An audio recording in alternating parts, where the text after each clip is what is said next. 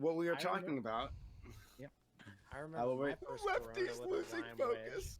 wedge. Yeah. Oh, I never lose focus. All right, I watched a video at 16 times speed tonight, and I took in everything it said. Okay. I've transcended reality. You can't stop this. All right. Oh boy. All right. Anyway, thank you all for being here.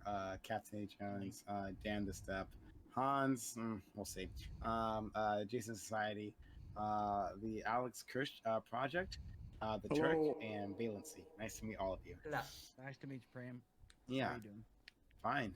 Okay, so yeah, talking about the military budget, and so we just read through an article saying that since 9/11, since that happened, the U.S. has spent $21 trillion on militarization, both home and abroad.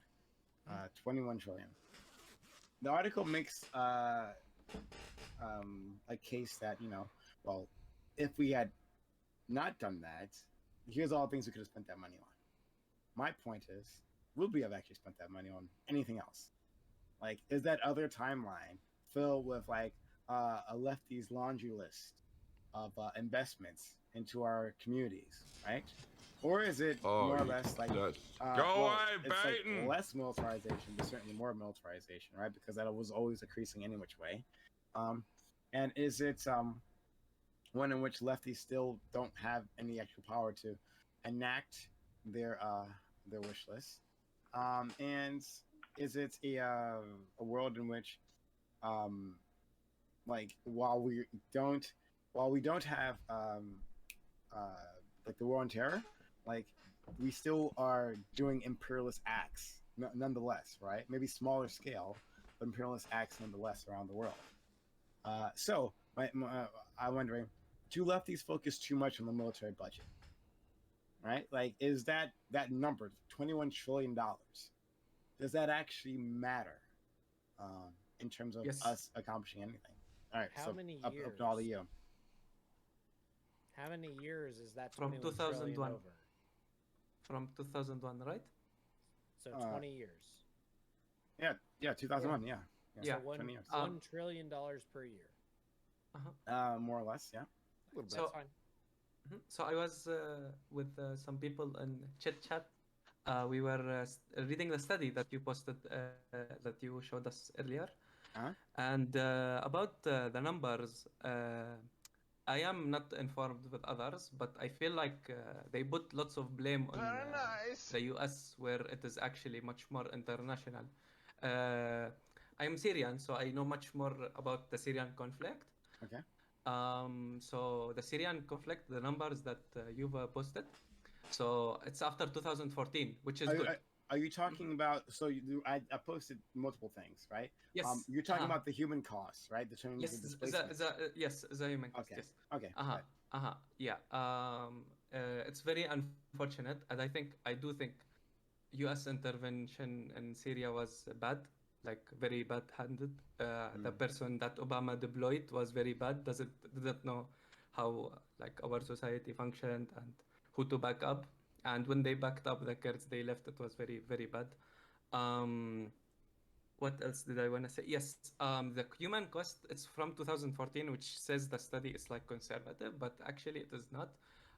Many of the 5 provinces that they mentioned in which the U.S. involvement has happened also had other. Thanks for the follow, Saki. Appreciate also that. had other parties in it, right? Like there's been the opposition, the rebels, like Jabhat al-Nusra in one of I don't know where provinces, duty's at and the tonight. She's probably hanging out with government, right? CTV or it's like- something. and the government that's Yeah, backed- that's like, right. Hang backed on. up by Russia. So basically, it's many factors. So putting that all the blame on the budget on Syria seemed very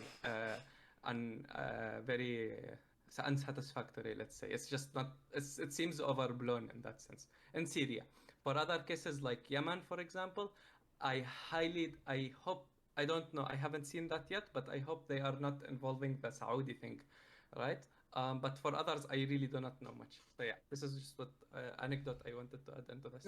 No problem. Thank you for that, and thank you for your insight. So to be clear, he's talking about because we kind of lost focus when we were lefties losing focus. But we were talking before strictly about the budget, is where I wanted to take this. But then in the article I was reading, it said that 37 million people have been displaced due to those wars, right? And we were trying to dig into it a little bit, and where they came up with that number, I think maybe.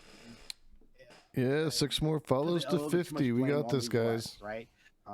That I would say it's probably at least 7 million more than should be put on the U.S. Just like off the top of my head, but like in the end, it's a massive number. So tens of millions of people being displaced by wars that the U.S. has contributed in. Look at my dad, bitch. Look at my dad.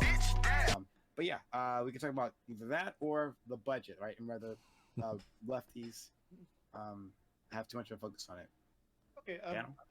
Yeah. So there's multiple ways we can start this. So this is basically a three-part. The first part is I feel like a lot of lefties are very angry because we've had like a consistent string of political failures. Like recently, right? Like Bernie failed in the primary. Even smaller victories, say like Nina Turner, which like originally looked like a layup, like we ended up failing on.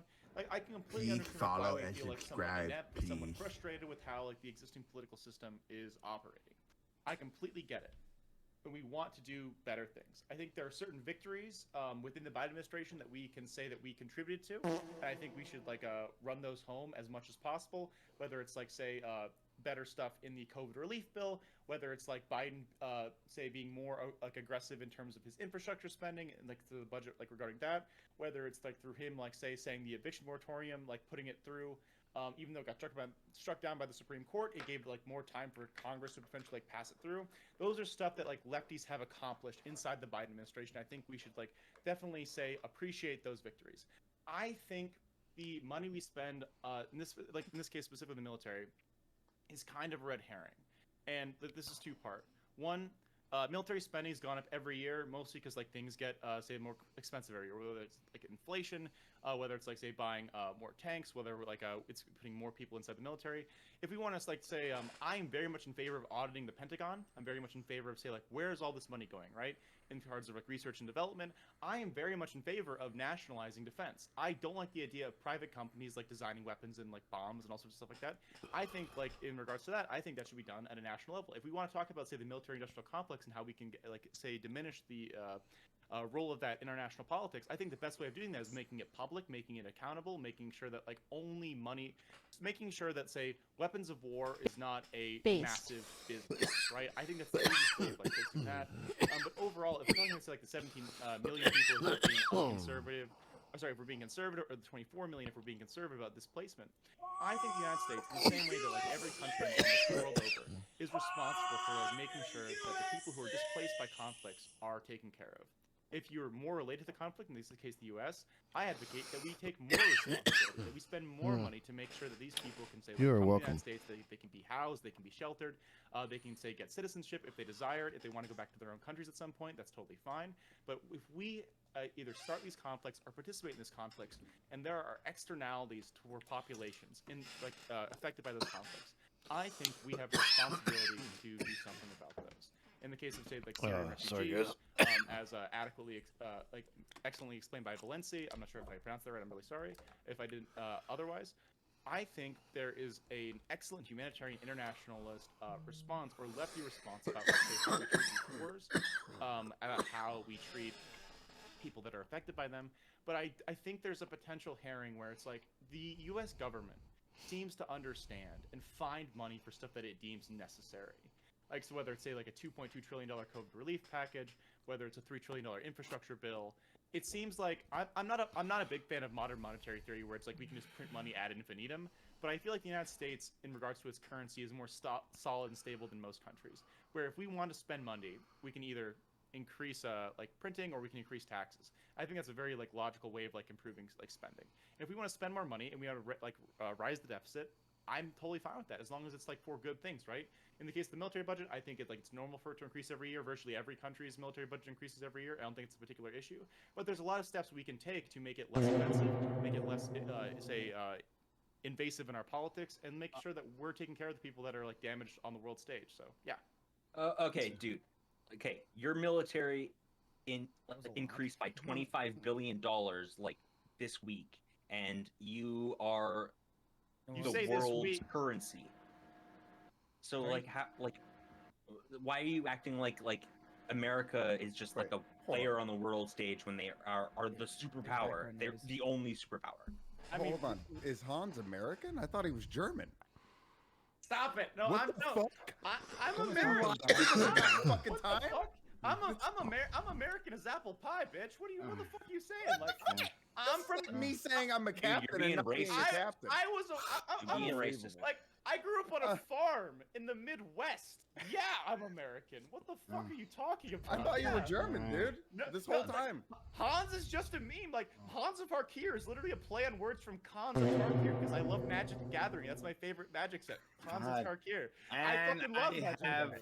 Lost respect in real time. You're seeing what do you mean? Oh boy.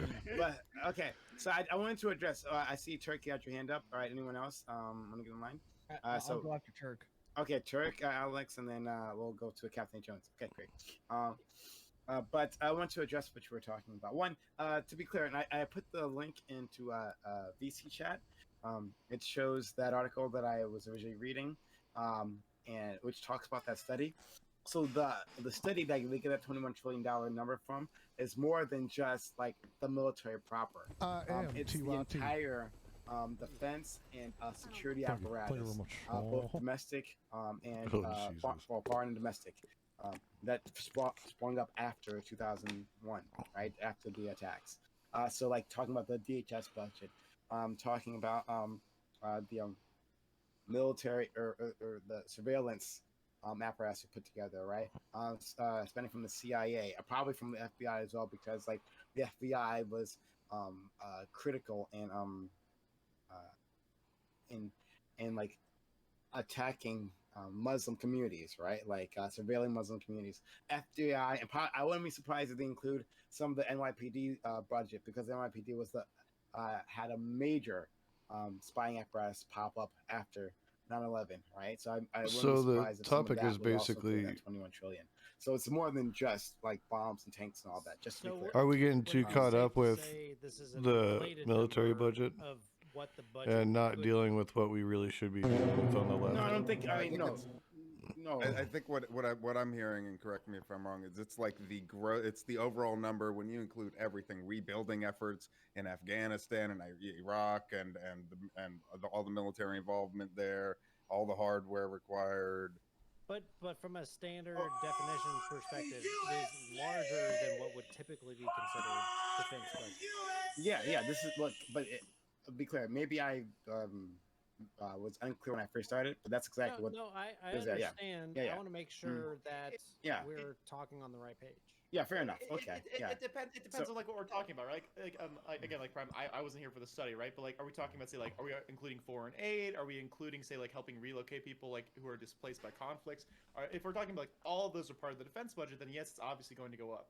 But like, I guess like, what are we specifically referring to when we're talking about, say, like, spending on defense? Why would it have to go up? It's already like twice as big as everyone else put together. Defense. Okay. So hold on, let me just read a little bit more from the article. All right, let me just read this.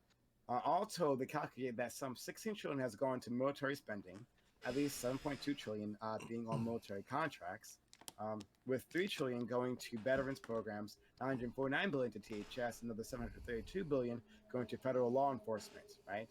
Those are just some of the numbers that the article itself talks about. I didn't dig into the study itself, but like the article. 3 trillion to veteran affairs. 3 trillion going to veterans programs. Yes. I would say that's good, right? Like, I think if we're talking about like spending, right? I feel like it's easy to get caught up and say like number big, but I think like a much more interesting conversation about what's important is where that money is going, right? Like a lot of people have complain or talk about how say enlisted Americans, right? Like the people who are on the front lines of a lot of these conflicts, their starting salary is like 18 to 19K, right? Like it's super fucking low for something in terms of, like, if we're talking about like the like stress and danger of those jobs, it's remarkably low compared to like a lot of things. So we're talking about, like, say, like how much money we're spending. It's not going to, like, say, like the pay of regular, like, American soldiers, sailors, Marines. Go away, right? Baton. But we're saying, like, oh, like we have $3 trillion going to, say, Veterans Affairs, taking care of people who have been, say, like harmed in these conflicts that we've sent them into. I would say that's based. I would say that's like, not. we should Hold on. spend more. No, the opposite of that. Literally the opposite of that. Well, instead, like, let's not spend the money on Veterans Affairs because we don't have military members coming home hurt, right, and scarred. Like, that's what that's being spent on, right? So instead of doing that, let's talk about not doing that. The whole point of the whole. One second. 1 second, please. The point of this article is discussing what could have been in an alternate world, right? Like looking at this amount we spent over 20 years, right? And on this war on terror and how bloated it has been, because it's been a lot more than just wars. I had this. God, you guys got to see like my openings, man. There's a lot more than just like the wars themselves, right? What has changed domestically. The war on terror has touched all our lives in one way or other, right? Before 9/11 and after, night and day. And if you weren't alive before then, you don't know what it was like. But it's different. American life fundamentally shifted. And part of that is because of the security apparatus that we put in place there, right? And so, no, I don't think it's amazing. I don't give credit for $3 trillion in veteran spending, because that number increased. The amount we were spending on veterans increased because we were making more veterans. We were making more corpses, more disabled individuals, more mentally scarred individuals. That's what we were doing. So fuck that. So, this is a travesty to me. So for people, like, so I guess sorry. Okay, go ahead, Turk. Go ahead. Yeah. So for the people, this is all after the fact, of course, but for the people that have gone over there and that have, you know, sacrificed their personal beings, we should no longer fund their support because it's not what I said. That's not what I said at all, right? That's not what I said. To be fair, that's not what he said. That's why I'm asking the question. I talk about what you could have done with the money. Yeah, I think we should take Prime as worst faith as we possibly could. Exactly. That was. I usually do. Yeah. No. Okay. I'm joking. All right. Then I will clarify for you. I'm saying that with the point of this discussion is talking about like what could have been done if the war on terror didn't happen. Not saying that it's wrong, like the spending towards Veterans Affairs. Like that's not a wrong thing to do, because if we've created veterans, then we should be taking care of them. That's a good thing in this timeline where we put them through war, right? Unnecessary wars. Alternate Right? history. This is gonna be so fucking awesome. Let's make sure let's stop. All right, Hans. Let's just imagine that nothing else could ever be any better than what it is right now. Okay, what you could have done is you could have had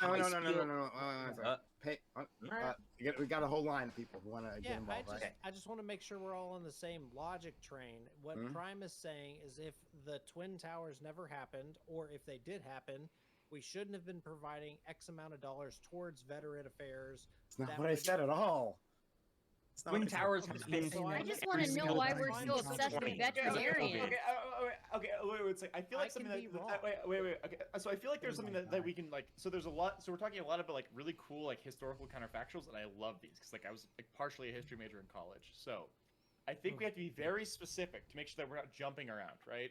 About like what specifically, like what say we want to talk about in the case like okay, so like say in what Turk said, the Twin Towers never fell. How would America look different? How would the American military project like have been different if, say, we didn't have massive wars in Iraq and Afghanistan in relation to this? How would that have changed? I feel like there's a very dangerous potential. Like there's a really awesome potential for this conversation to be super, super cool in terms of like what America would look like differently if we did like if this happened. But I'm very nervous that like one person is going to bring something up and then someone else is going to bring something else up that's entirely unrelated. And if we're talking about counterfactuals, the important part of say like discussing counterfactual, especially like amongst like a group as like big as this, is we have to make sure that we're talking about the same counterfactual. We're talking about the same situation. Otherwise, everything is just going to be like a bunch of people saying like if we hadn't done X, then like X would happen, and like that that's fun, but like agree. Yeah.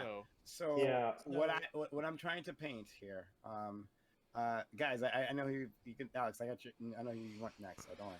Yes. But so either, well, sorry, no, the Twin Towers falling, right? And the U.S. having a different response, like not creating the apparatus that it did, right? And like what that. So the point of this is it's trying to figure out, for leftists, but I guess we can expand this because we got more than leftists here, right? Leftists say that, well, this military budget could have been used for X, Y, and Z. My point is wondering, shit, would have actually been used for X, Y, and Z, right? And that alternate world, like when we had a different response to 9/11, right? That we didn't bloat our security apparatus to what it is now, right? That we didn't invade so many different countries, right?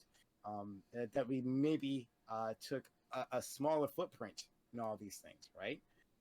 What would that look like? Would all right, shitty realistic oh my god! Shitty realistic I can frame this. Prime. I can frame this perfectly. All right, then I'll shut up and like everyone can debate about this. So specifically in regards to the Iraq War, Bush was. We had like a war never happened. No. So what I'm saying is, he said this. Wait. No Iraq War. All right. So what I'm saying. Oh wait, can I please finish? All right. So again, I won't even like participate in this conversation. There was a really interesting like phenomenon where like in the beginning of Bush's first term, there was actually an issue in terms like regarding a potential like a small financial like recession, like where things dipped. And the Iraq War financially like brought America like slightly out of that, where people like the war production stuff, it brought things out of it. So what I'm guessing, so like here's a fun counterfactual for everybody. Like 9/11 never happens. We never go into Iraq. Bush is like experiencing, like, say, financial like deprivation as like a first-term president. How does America like respond to that? And then I'll leave that there because like I think that's like really that's the first like part of this, right?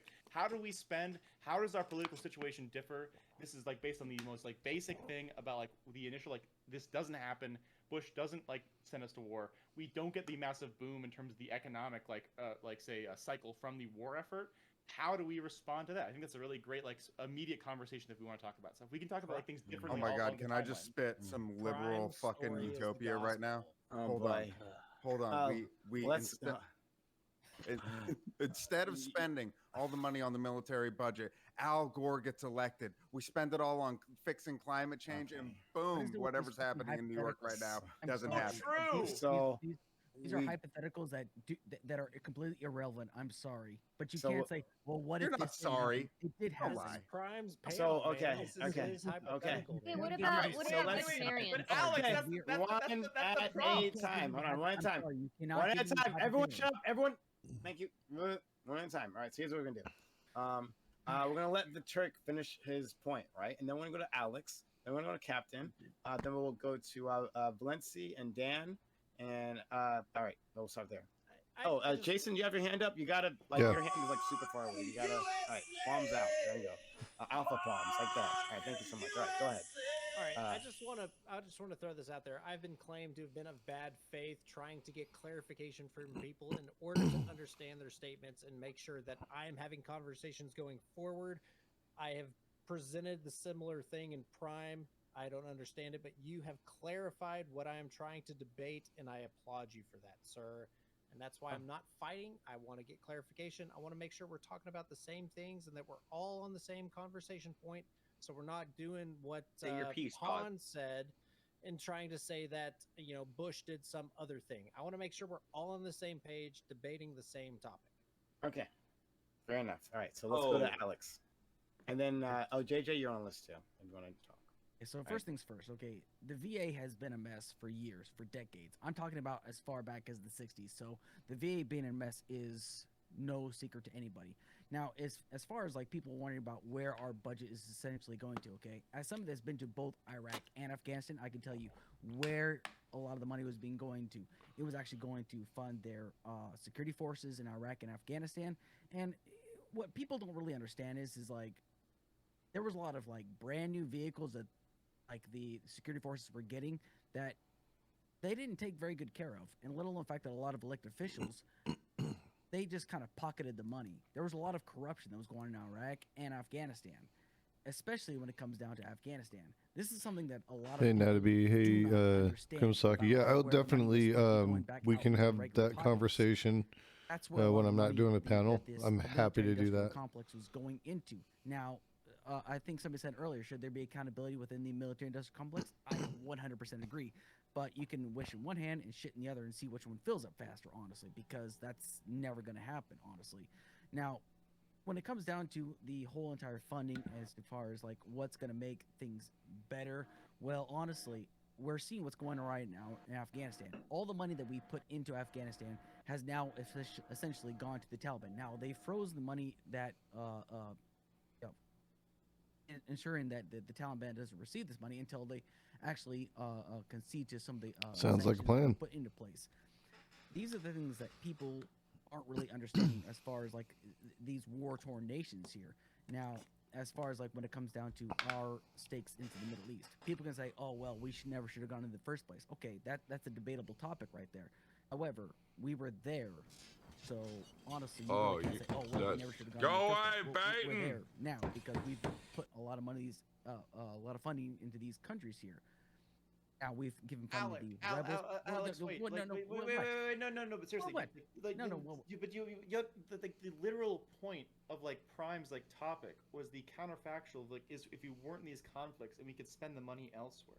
Dude, I feel like stop giving me hypothetical. like, use our all imagination. the veterinarians, though, dude. okay? We There's wouldn't nothing even you need can to say. be Oh, well, what if we weren't hanging there? out. Why did are we there, send them dude. there in the You first can't place? say, oh, well, what okay, if you don't want to participate in the actual discussion, you're welcome participating to in the mute yourself and conversation wait. then. Yeah, like, Oh, stop it. I don't Stop like it. the topic. We should change No, it. I'm- Like, I'm- okay, I'm then giving shut the back fuck to- up until we finish. Like, Guy all doesn't right, give a like, fuck about Listen, veterinarians. guys, That's what shut I the hell gotta up, say. alright? Okay. Why are you all right. talking about animal doctors, Stardust? It's fine. seriously. Alex, finish your point. Huh? Veterinarians? Come on. Okay. Alex, finish your point. My whole entire point though is that there's a lot that people do not understand about like where the money was going to. A lot of the money was being going into like, for example, like the Afghan government, the Afghan militaries. A lot of the money that was being spent was actually being corrupted. For example, we were actually buying tractor supplies, for example, to the farmers out there, but they didn't really want it. You know what they did with some of these? She's just clowning. They actually sold these tractors to other parts. It's little things like that that people aren't taking into account.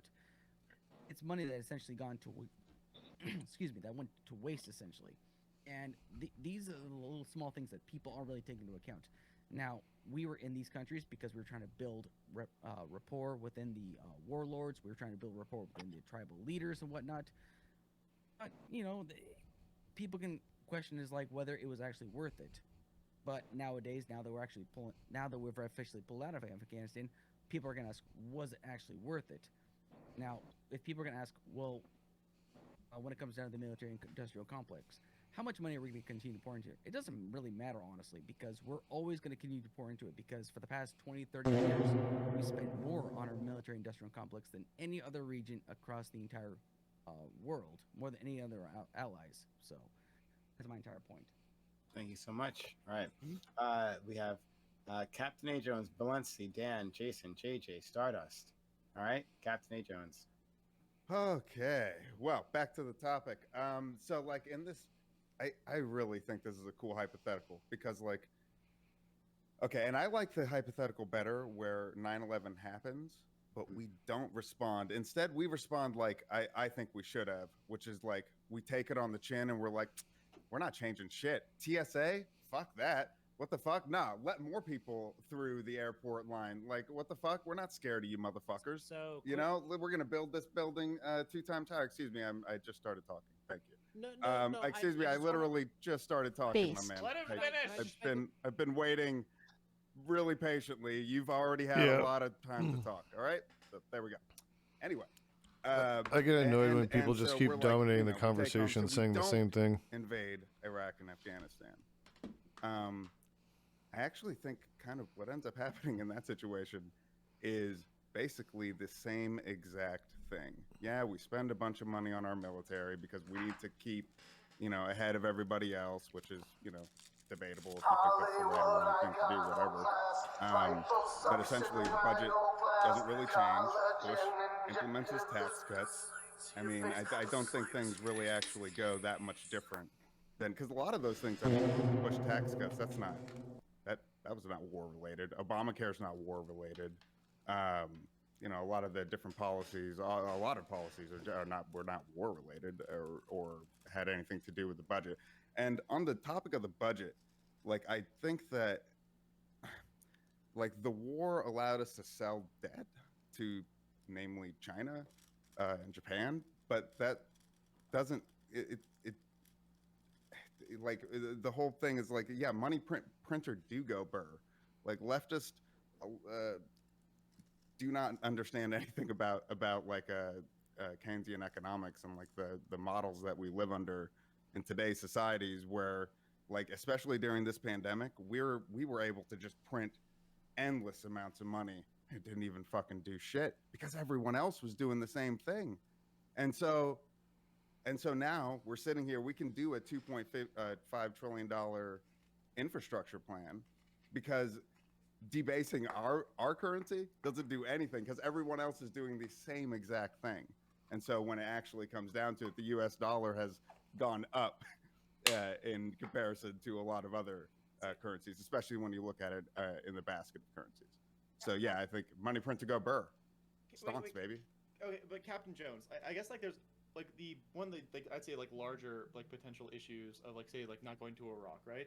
I would say a lot of like anti-establishment, but like I would say predominantly left-leaning energy in the like year 2000. Again, I can't like I can't attest to this like personally because again, I was born in '97, so I was literally like a child while this was you're a happening. baby. Yeah, I'm a baby. So you shouldn't have opinion here. The Zoomers rise up. Oh, no, no. I can read history. It's fine. So in regards to these movements, it seems like particularly inside like you say like 2008 like election and like and before that like the Democratic primary, a lot of that was like in relationship to, like to how like Bush sat around the war effort. And I feel like a lot of people like on this panel are specifically say anti-imperialist and like anti-intervention stuff, like hard like I would say like either isolation if they're right wing or like potentially internationalists if they're left wing, is specifically because a lot of like left wing movements inside the 2000s and growing into like the 2010s, a lot of those things were built up around the anti-war effort. And I feel like the literal culture of like American politics like was so dramatically shifted like in the aftermath of say like 9/11 and that sort of stuff, that our existence like even on this panel would be dramatically shifted like if those events hadn't happened. Say like they did happen. They did fucking happen though. Okay, sorry guys, I'm rolling a joint. Alex, I want you to answer a very specific question. Do you understand the concept of a counterfactual hypothetical? It's irrelevant. That's what it is. That's what this conversation is. Just mute yourself until we're done. I promise we can talk about real shit eventually. All right? This is literally. Oh my god, this guy. Like. Thank you for participating. Never happened. The point is, it fucking did happen. Okay, I'm sorry. Okay, all right. Press mute. So we'll continue on. Thanks so much. All right. We'll go to Blency. Dan. I'm Jason. sorry. I'm sorry. He asked me a question. I thought it was really interesting. I thought that was a fucking fantastic point. Okay. Answer it. I'll go to Blency, Dan, Jason, JJ, Stardust. Thank you. I thought that was a fantastic fucking point. Like I didn't really think about it like that. Like how the war polarized us as a nation, and that may have led to a lot of the polarization we see now, and thus kind of like negating a lot of the things that I just said. So that was a really good point, and I don't really have a rebuttal right now, but I'll think about it. Okay. Can I provide the rebuttal? All right, quick rebuttal. Why didn't Obama get us out? That's a different hypothetical. We can talk about it in a second. Let's engage with the first no one first. knows, and it's not. Who cares right now? That's not what we're talking about. Americans are so cringy, bro. Why do you?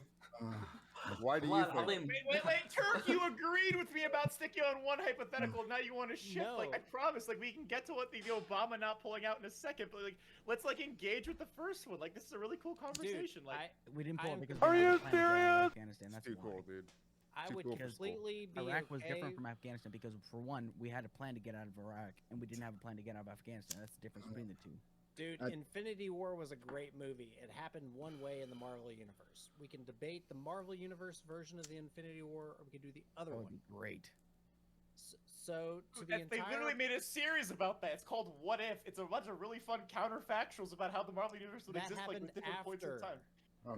Oh, my god! I feel like people are really struggling with. We gotta move this along. We gotta move this along.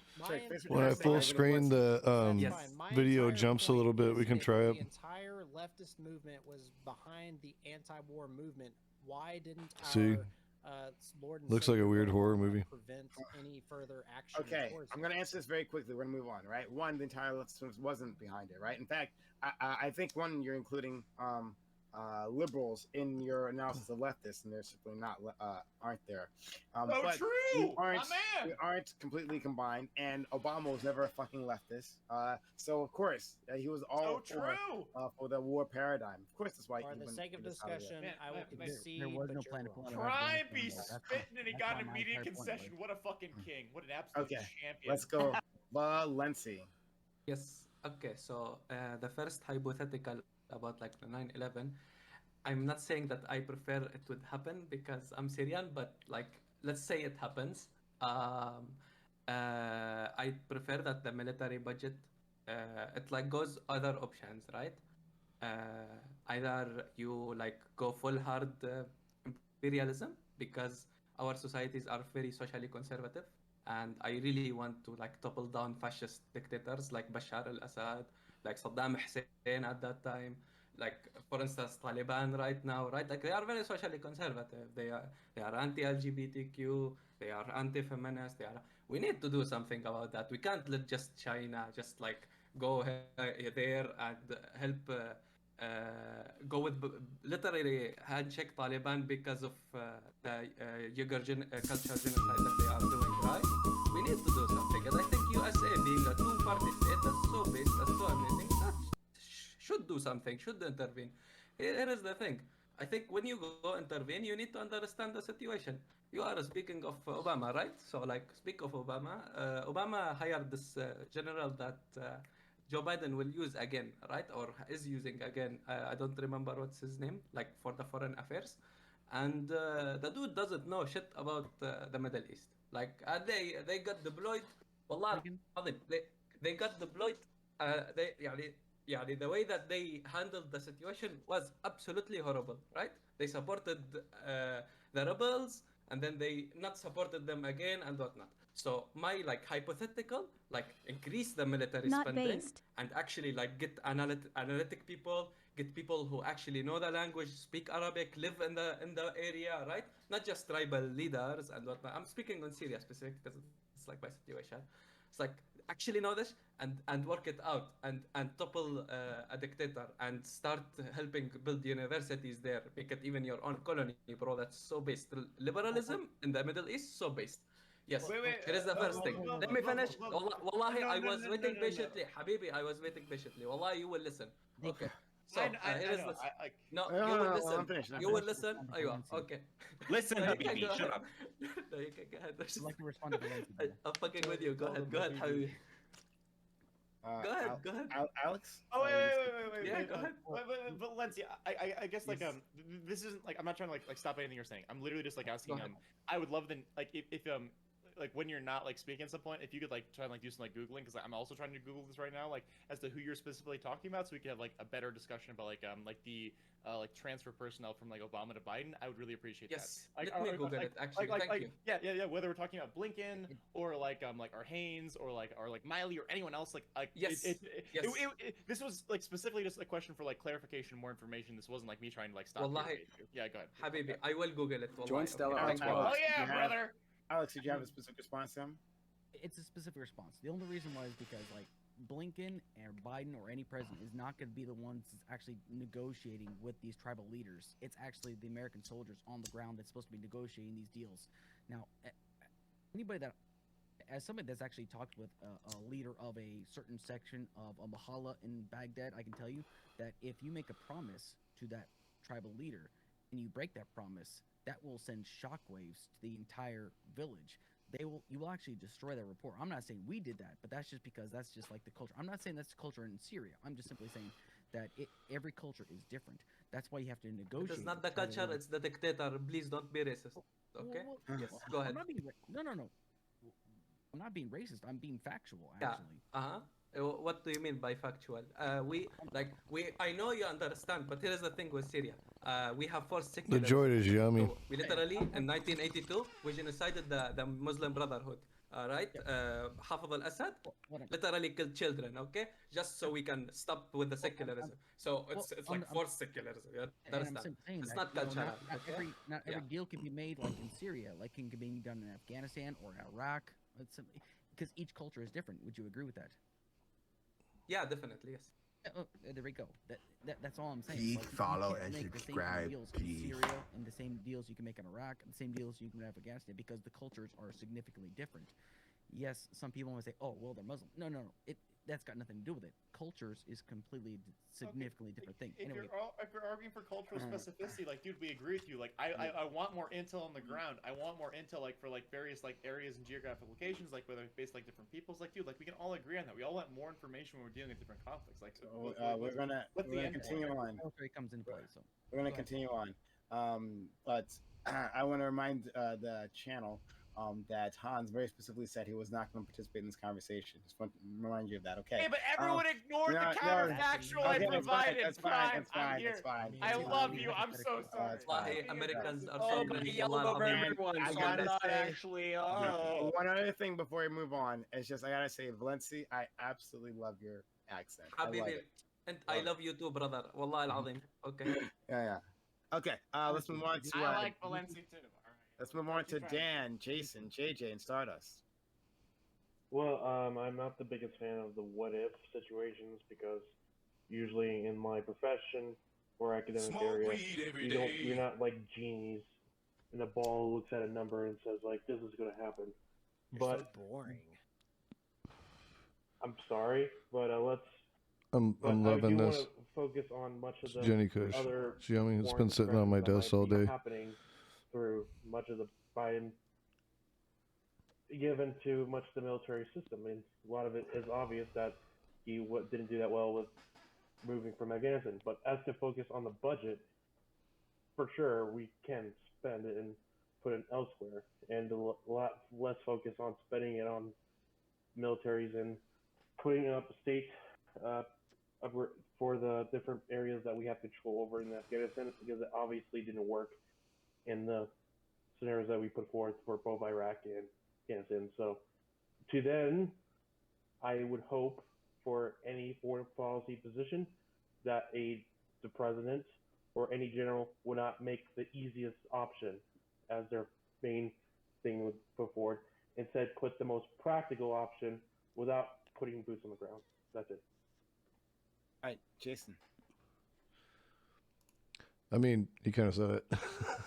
I agree with that. I think that I don't think that if we have to engage, it should be as limited as possible. We should use more covert ops. We shouldn't have a bunch of boots on the ground. We should cut spending where we can and increase where we can get more bang for our buck. You know, I don't think occupation is a great thing to have. I don't think it's good optics. I think it looks really bad. It makes us look kind of authoritarian in our own right to a lot of these other countries. And, you know, at some level, they've got to self-govern, and we can't prop up other governments and be in the middle of their shit. Like, we need to step back and let them operate. Okay, there's a lot of arguments that get put there. So I guess this is a question I have as a leftist, right? I'm also an internationalist. So like I don't particularly care like specifically about the United States. I currently say like support some of the United States. Not a leftist, you're a liberal. Come on. Thanks for the follow. Oh my God, JJ, he's a liberal. All right, shut the fuck up. Anyway, so liberal. So I care about say like liberal. Like specific like good. Stardust, you know right? it is. So if like say the government of Afghanistan and the people of Afghanistan say prefer us to the Taliban or prefer us like any other like say like group that's trying to like take them over, right? At what point, this isn't about say like the US, but what if say like people of like nation X, right? This is a question I'll ask a lot of lefties, where it's like people of nation X say, hey, we're being oppressed by like an armed group inside of us. They have supported maybe like 7 to 15% of the population, which is about like comparable to the Taliban, just like for purposes of understanding, right? and we would prefer people from outside to stop them from taking over the country and support, say, a less violence-focused, potentially democratic government that exists. It still has some of, say, like the cultural values of the nation, but like, say, they're not like specifically run in a dictatorship by the hardliners in the same way that, say, the Taliban are currently like controlling Afghanistan. As lefties or as liberals, if JJ wants to like parse hairs, and he's like, oh my God, Look at my dad. Look at my dad. Like Kalinsky, he's now a lefty. All right, so what should we do, right? Like in this case, I support the United Nations, right? I support international efforts in terms of solving these problems. And if there's a genocide happening, and we need, say, an international effort to stop it, I'm very much in favor of that. I feel like most people on the panel, including lefties, including liberals, would probably support stuff like that. If a population says the majority of us are oppressed by a violent armed minority, we should and we want help from outside our borders, I feel like we should probably support them. Does that make sense to most people? Support other people. Yes. There's people in America, Hans, that need support. They need to be supported first, okay? Feels pretty national. Feels very nationalist to me, Captain Jones. I don't know. As a lefty, I can't support that nationalist position. I don't know.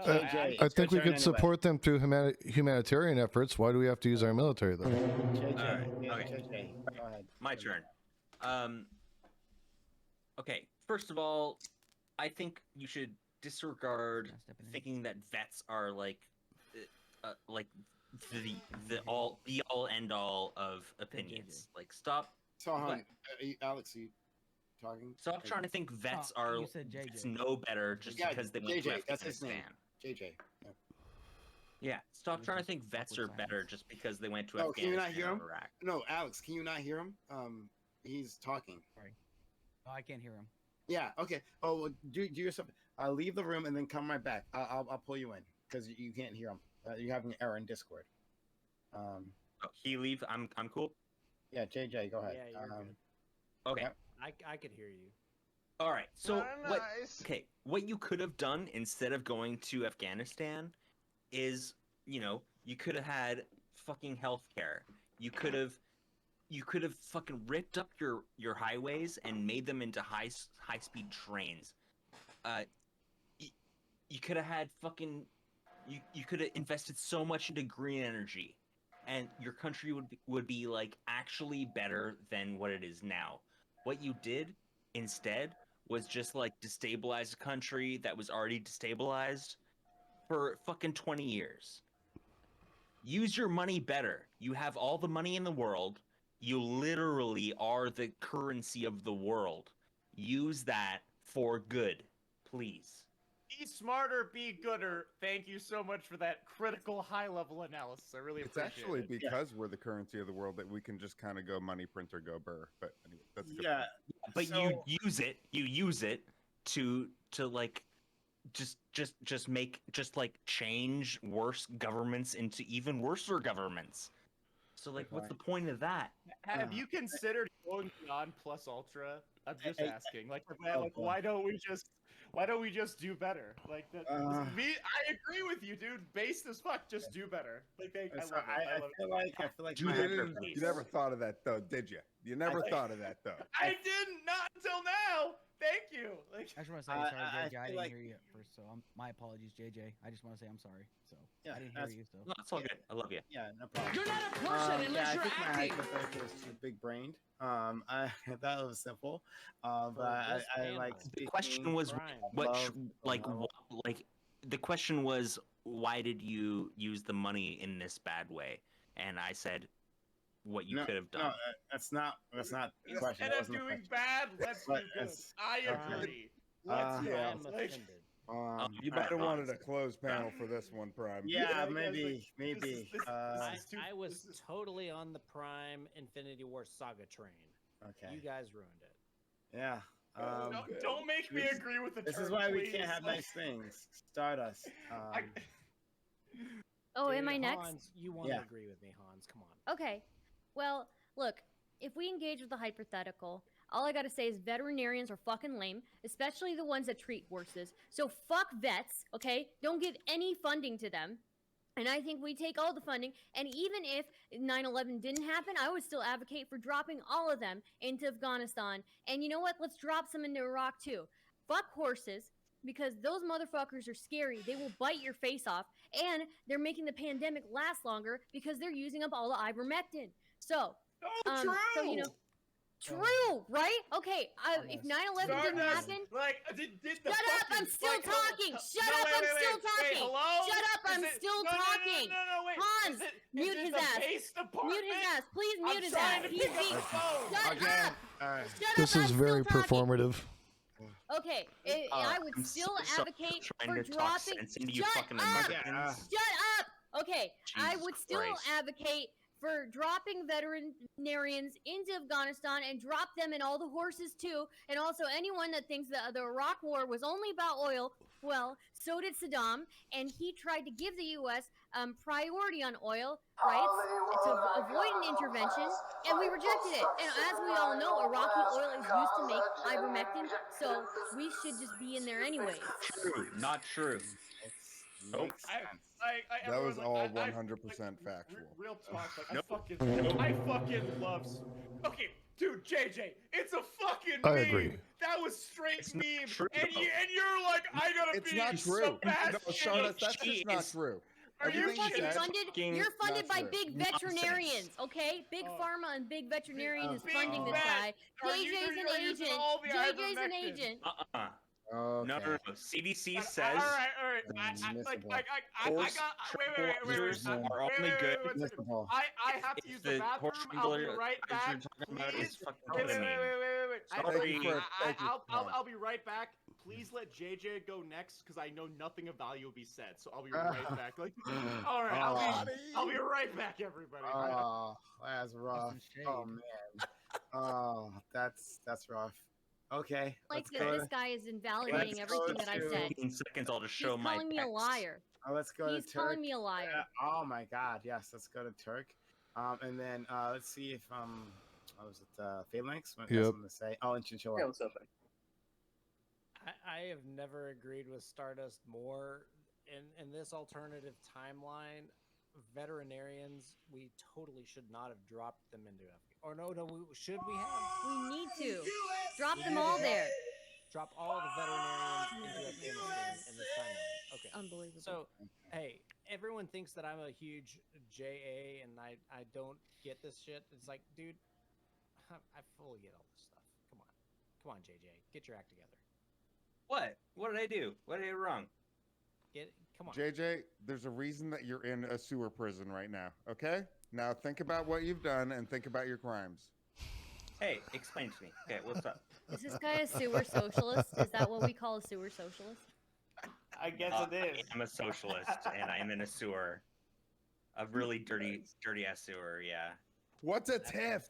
Are you socialist like Bashar or Jamal Abdel Nasser or something like that? Like Arab socialist or just social? You know? We come in all shapes and Bro, that's sizes. so cringe. You have West, you have liberal values and you decide to throw them off. Wallah al-azim, so cringe. Okay.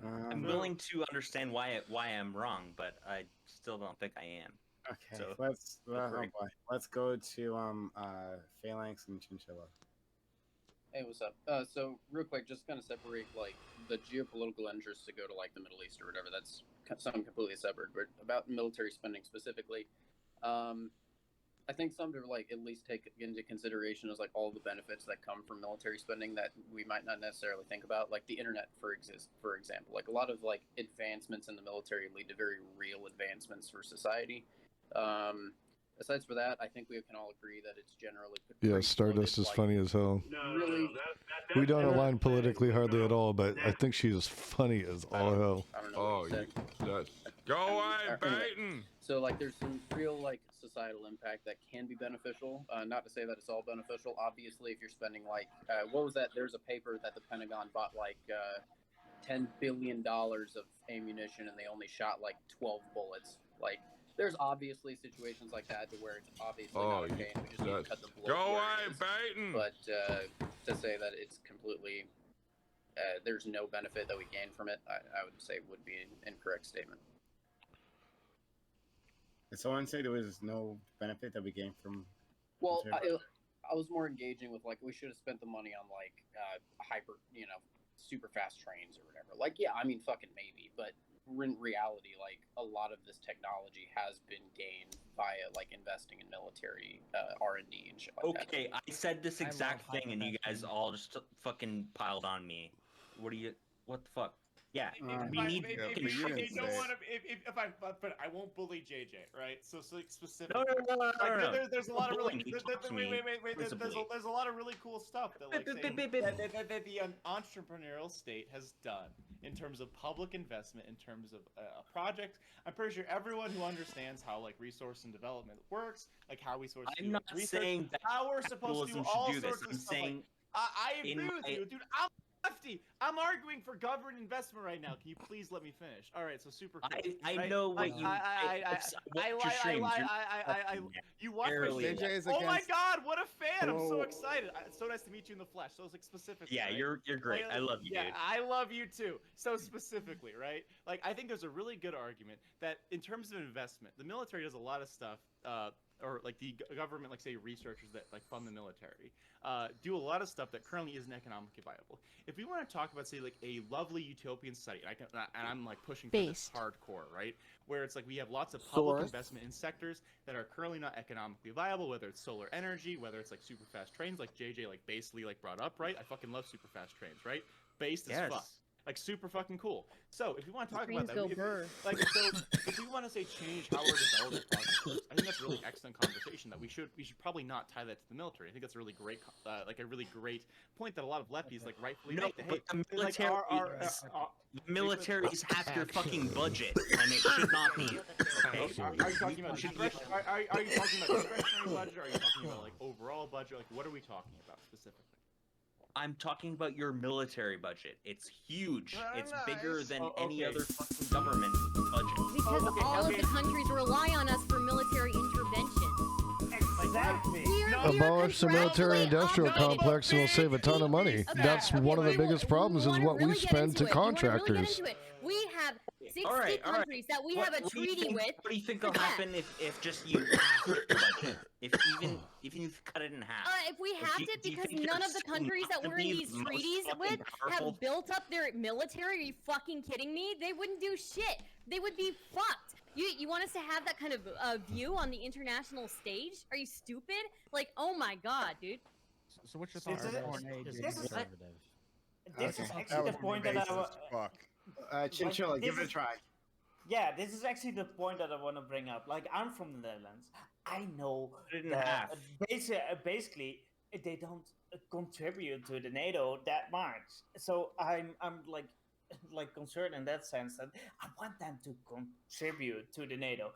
And this is basically what's going on. Like the US is protecting Grimsuck, you can Europe, speak your mind here. And that's nice of you guys that you do that kind of stuff. But honestly, we kind of need to like put in the weight, right? So this is the whole thing. So when it comes to all these international treaties, right, we gotta pull the weight. And as you guys, basically you gotta be more strict on us, because at this point it's just basically like this is just dumb. And if you were to cut your military spending in half or stuff like that, subscribe, please. It would be ridiculous. It would be dumb because the U.S. is the world. There's so much bloating, right? Though. So based on internationalism. You can talk about the bloating. You can talk about the bloating all you want, but basically, what it comes down to is like please follow US and is the world subscribe, please. So if you want to keep that position, right, and or you want to share that with Europe, if Europe wants to actually share that whole thing because they don't put up the military spending, right? But we might be able to share that position if the European countries are able to put up that money, right? So, but then you can lower that cost as well, and then you can put that money to whatever you want to talk about, high-speed trains or whatever the fuck you were talking about.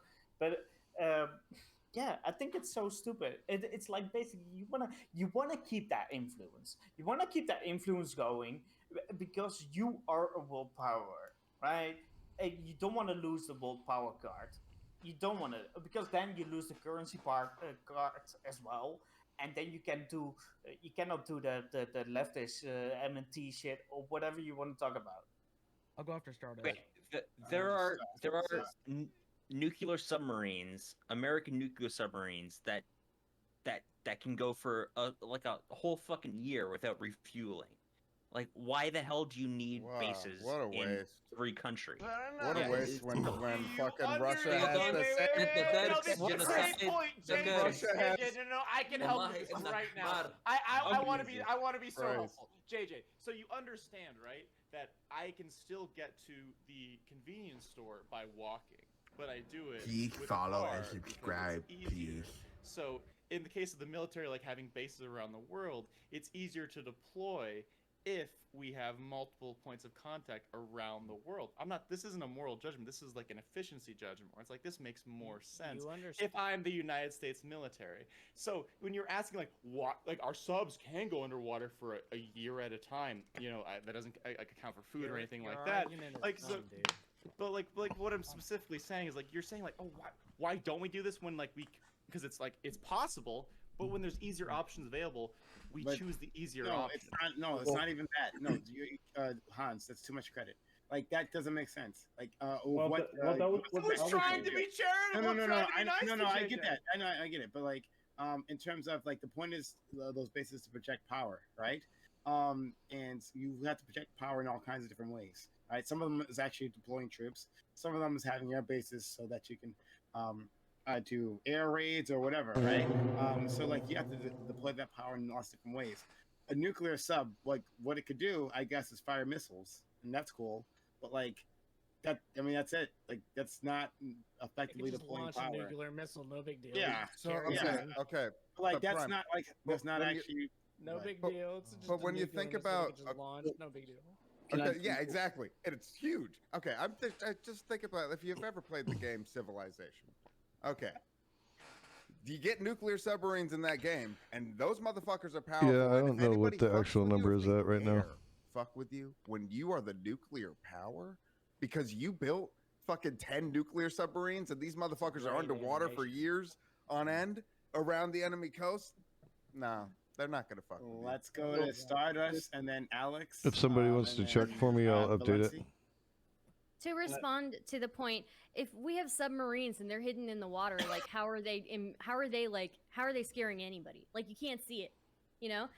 Anyways, secondly, to reiterate, we have treaties with 60 plus countries. I see you guys fucking die. Shut up, okay? We have Stardust. I love you. You know I love you. I'm sorry. I'll mute myself. Okay. Stardust is right. We have it's just 60 plus. plus. Don't worry about that guy. Shut up, okay? I'm sorry. I'm speaking. I'm sorry. I shouldn't have said shut up. Excuse me. I am speaking. Okay. Secondly, the submarines under the water. I don't see that shit. I don't give a fuck. Okay. And I'm pretty sure that that's all humans are the same. Okay. But anyways, we have treaties with 60 plus countries that we have to provide. We have to provide military aid to, right? When's the last time we didn't intervene with something and we still get you? And then we'll move on for our lives. Very fast. It's just very fast. Like the military spending has to be very high. Like I wish they can just like make it more efficient. Like right, like we've discussed that. Make it better. Like we discussed that, right?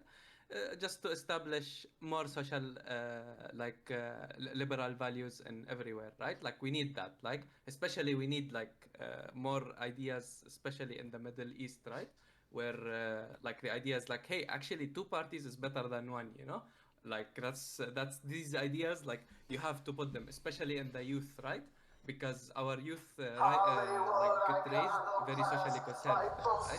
So if you actually like show these things, I think military spending helps a lot with that. Like bro, amazing, right? Like you need to establish dominance in that sense. This is basically it. Like this is my whole view with the military spending. Hopefully it gets better because it's been shitty lately, you know. But yeah. Thank you, Turk.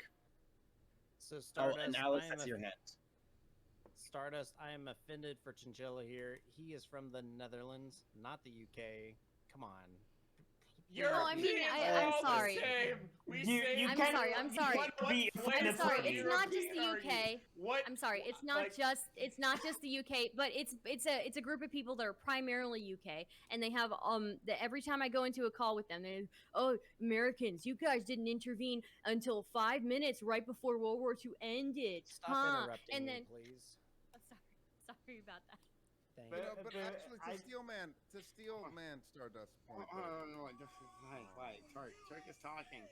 Okay. Yeah, let Turk speak. I'm sorry, I didn't mean to interrupt you. Thank you, Stardust.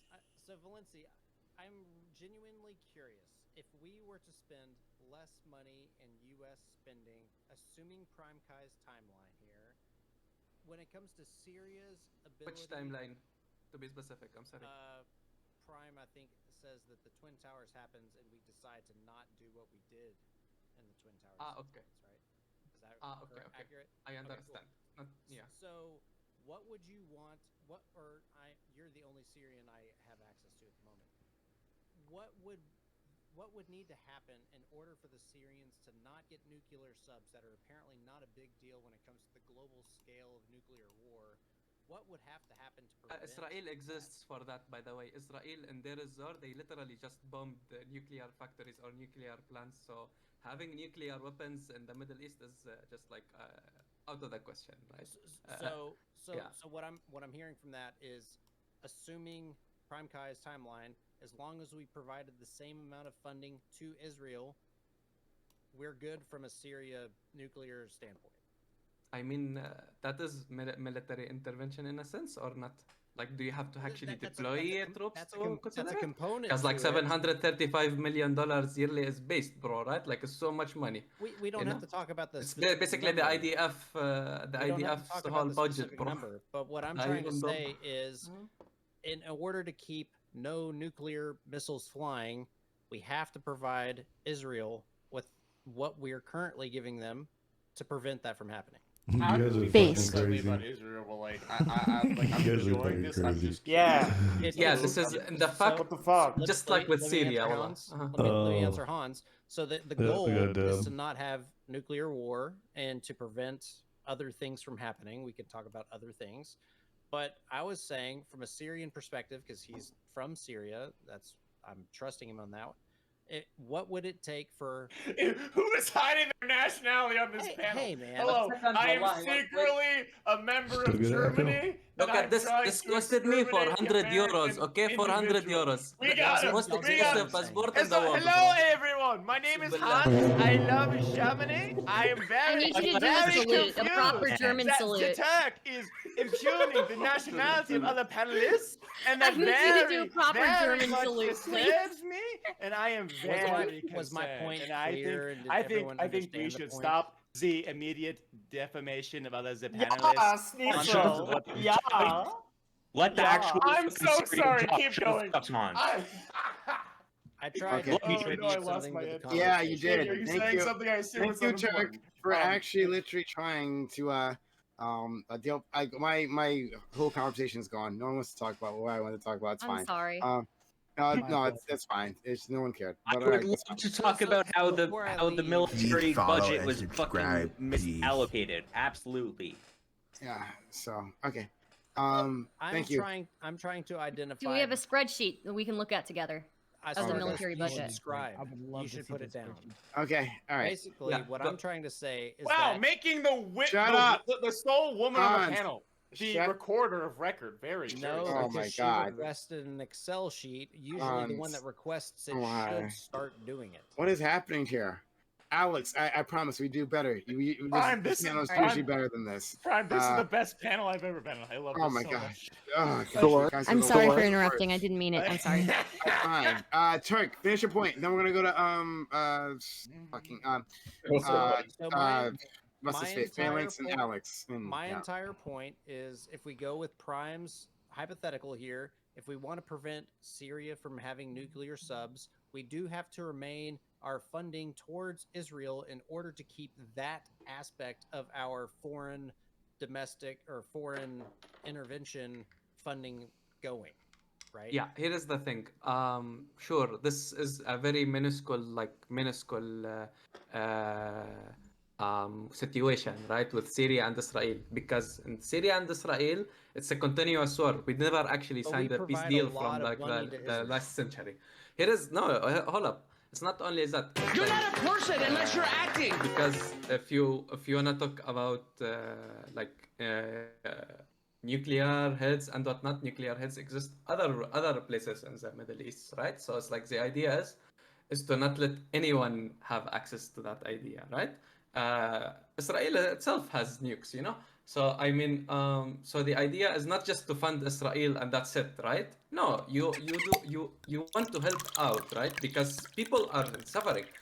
How America has handled Syria is very bad, right? It's like very bad, right? Like we are talking about huge poverty rates, not and we are talking like this is just Syria. I should just talk in the Middle East in general. It's just intervention in general because Libya also has taken a really bad way with that, with NATO and whatnot. But that's not even considered military budget. I'm pretty sure Libya got rocketed. I don't know if this is considered budget or not. Like literally, like I don't know what you call it, but this is not considered. It's maybe from the NATO. I don't know, but I think this military intervention shouldn't.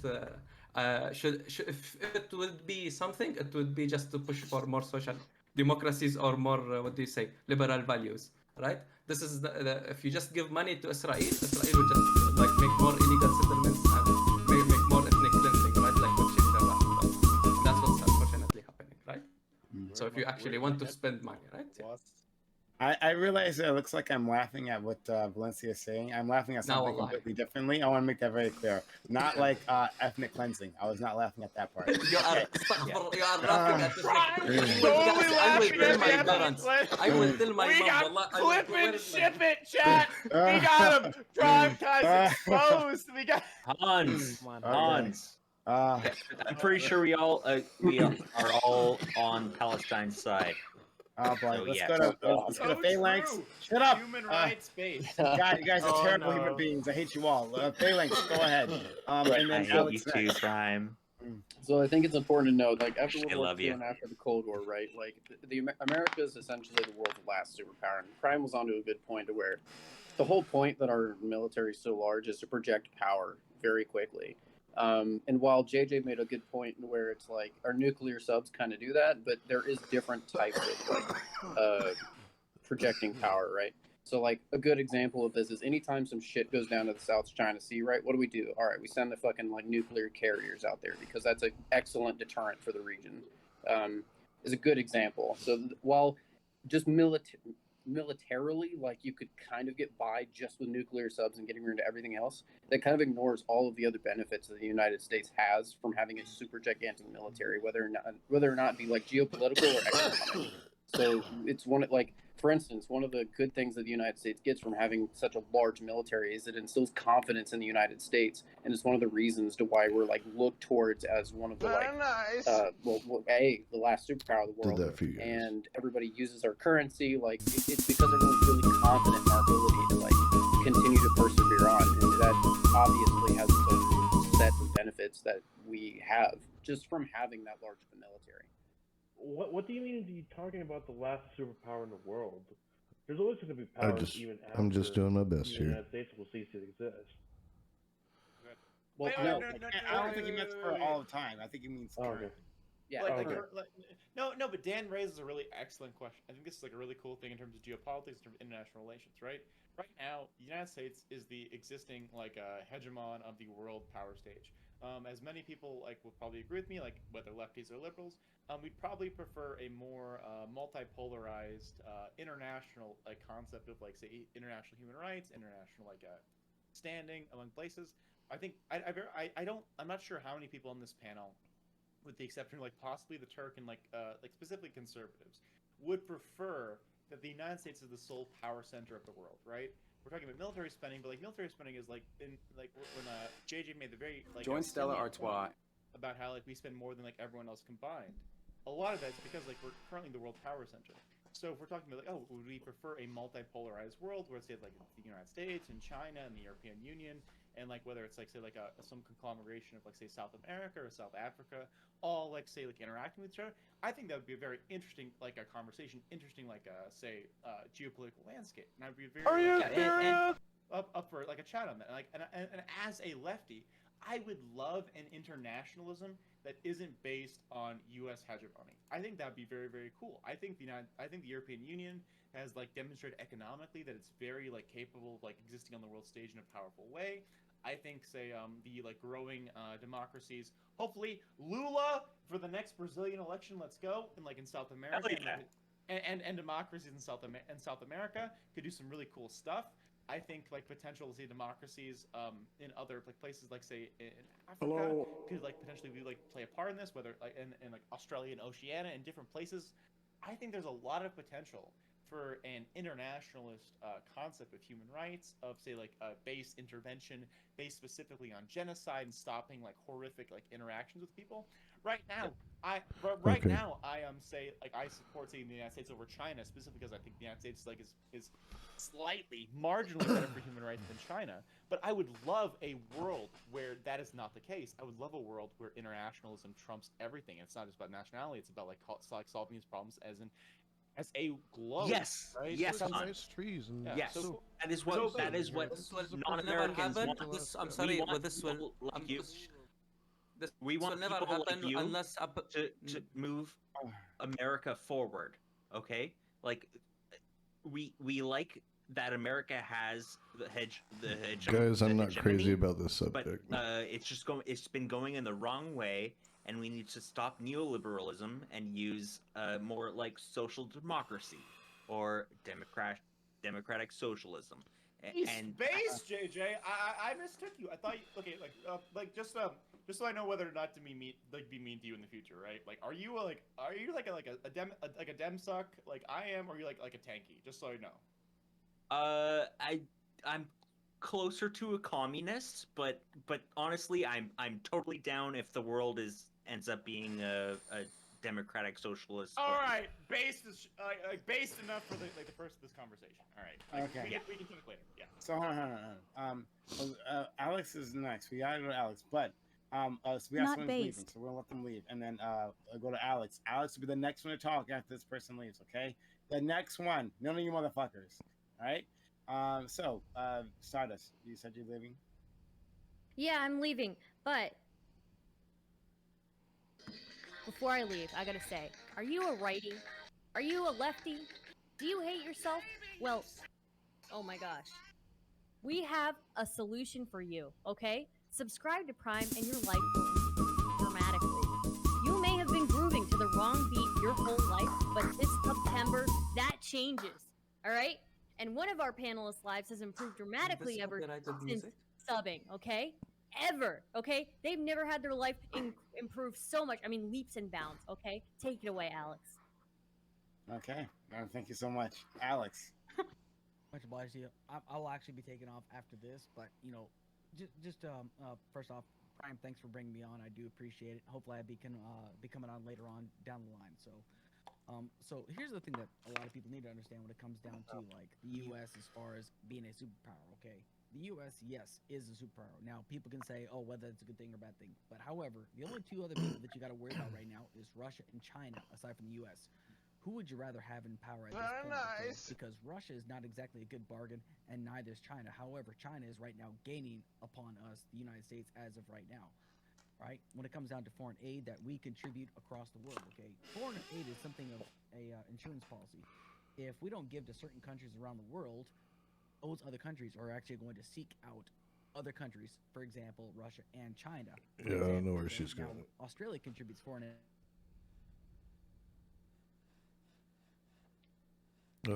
Foreign aid to Malaysia. They might seek out outside assistance to China, for example. And just think about like what kind of strategic value that China might actually seek out from Malaysia, because you know it's going to be more of a quid pro quo kind of deal, okay? And lastly, everybody loves to bring the fact that the military budget, talking about how, oh, well, if we cut down the high speed, we might get a high-speed rail system. Well, first things first, okay? Those are two completely different budgets right there, okay? First of all, the high-speed rail system is involved with the Department of Transportation, and then the Department of Defense is a completely different budget, actually. They just kind of actually split that across the board. Let alone the fact that if you actually want to build a high-speed rail system across the countries, there's miles upon miles upon miles of red tape. I support a high-speed rail system, but there is so much red tape you got to cut through, essentially, in order to get one built. I would love to see a high-speed rail system because we're the only country that's a first world nation across the entire world that does not have a high-speed rail system across the entire country. China does, we don't. And honestly, I think that's bad. We could do so much better about it.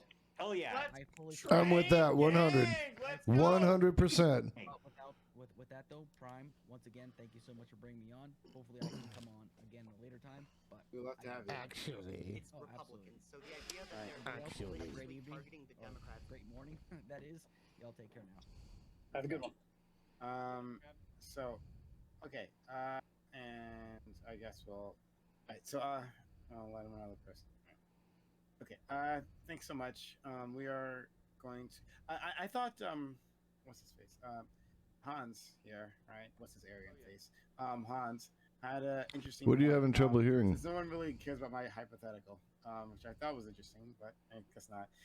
Since no one cares about that. About your hypothetical, Prime. I love your. Yeah. I love counterfactual. Alternate history is like my 10th favorite YouTube channel. All right, like I love it so. Yeah. It's so good. I know. Why you roasting? He's a fucking fascist. This sounds like a roast of Prime.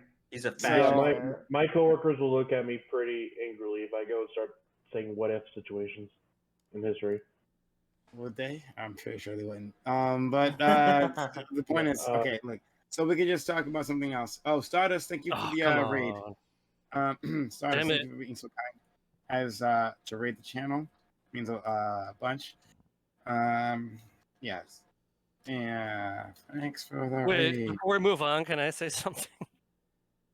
All right, go ahead. I wanted to, because I was going to move on to another topic. Okay. That's not working. But go ahead. You can say what you want to say.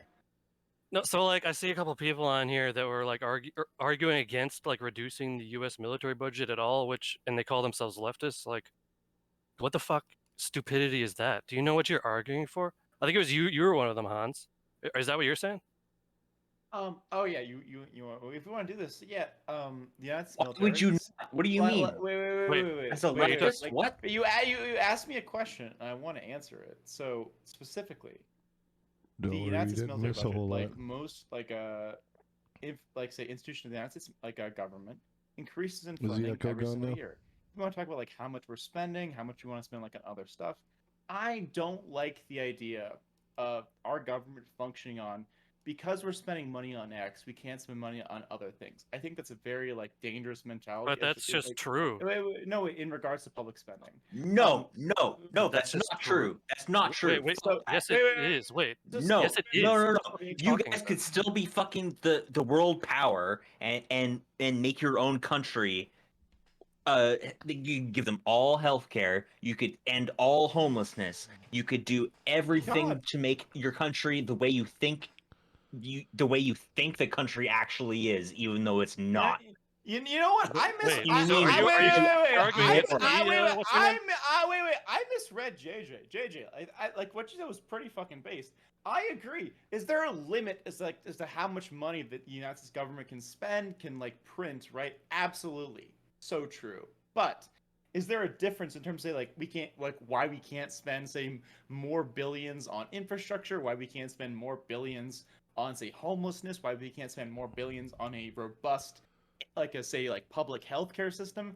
I see absolutely no reason why we can't do that while funding the military. I think there's a dangerous. No, but we need to get more money from somewhere. We have to raise taxes on the rich or something, dude. With the money that we have. Based. I agree. Are you kidding? Are you really saying?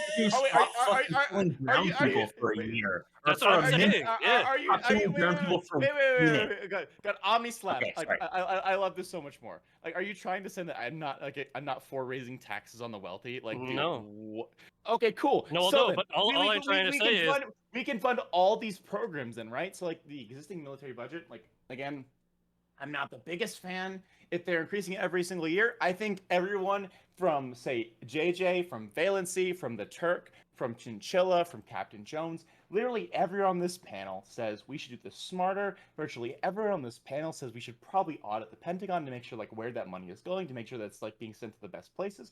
Once that happens, we can probably have a much more say based and realistic, fact-pilled understanding of where that money is going. And when that happens, we can say, hey, we should base that decision based on like what that information tells us. And then if we want to improve our country, we should absolutely raise taxes. If we have to print more money, then we can print slightly more money to make those good things happen, whether it's public health care, whether it's public infrastructure. All those things are so good. I know Turk will like hate me on this, right? Because this is where I'm a leftist and not like whatever Turk is, right? Where I can say, hey, I want that if we need to say like have our current military, I would prefer an internationalist coalition force that like responds to human rights violations, responds to dictatorships. I think that's based as fuck. I love internationalism so fucking much. But I don't think you know what it means. The world used to go off of gold, I was but explicitly now called they out. just go off of what America says is worth $1. Okay. So Internationalism is not to do the U.S. anything. sending our military everywhere. That, by the way, that's not what the fuck that means.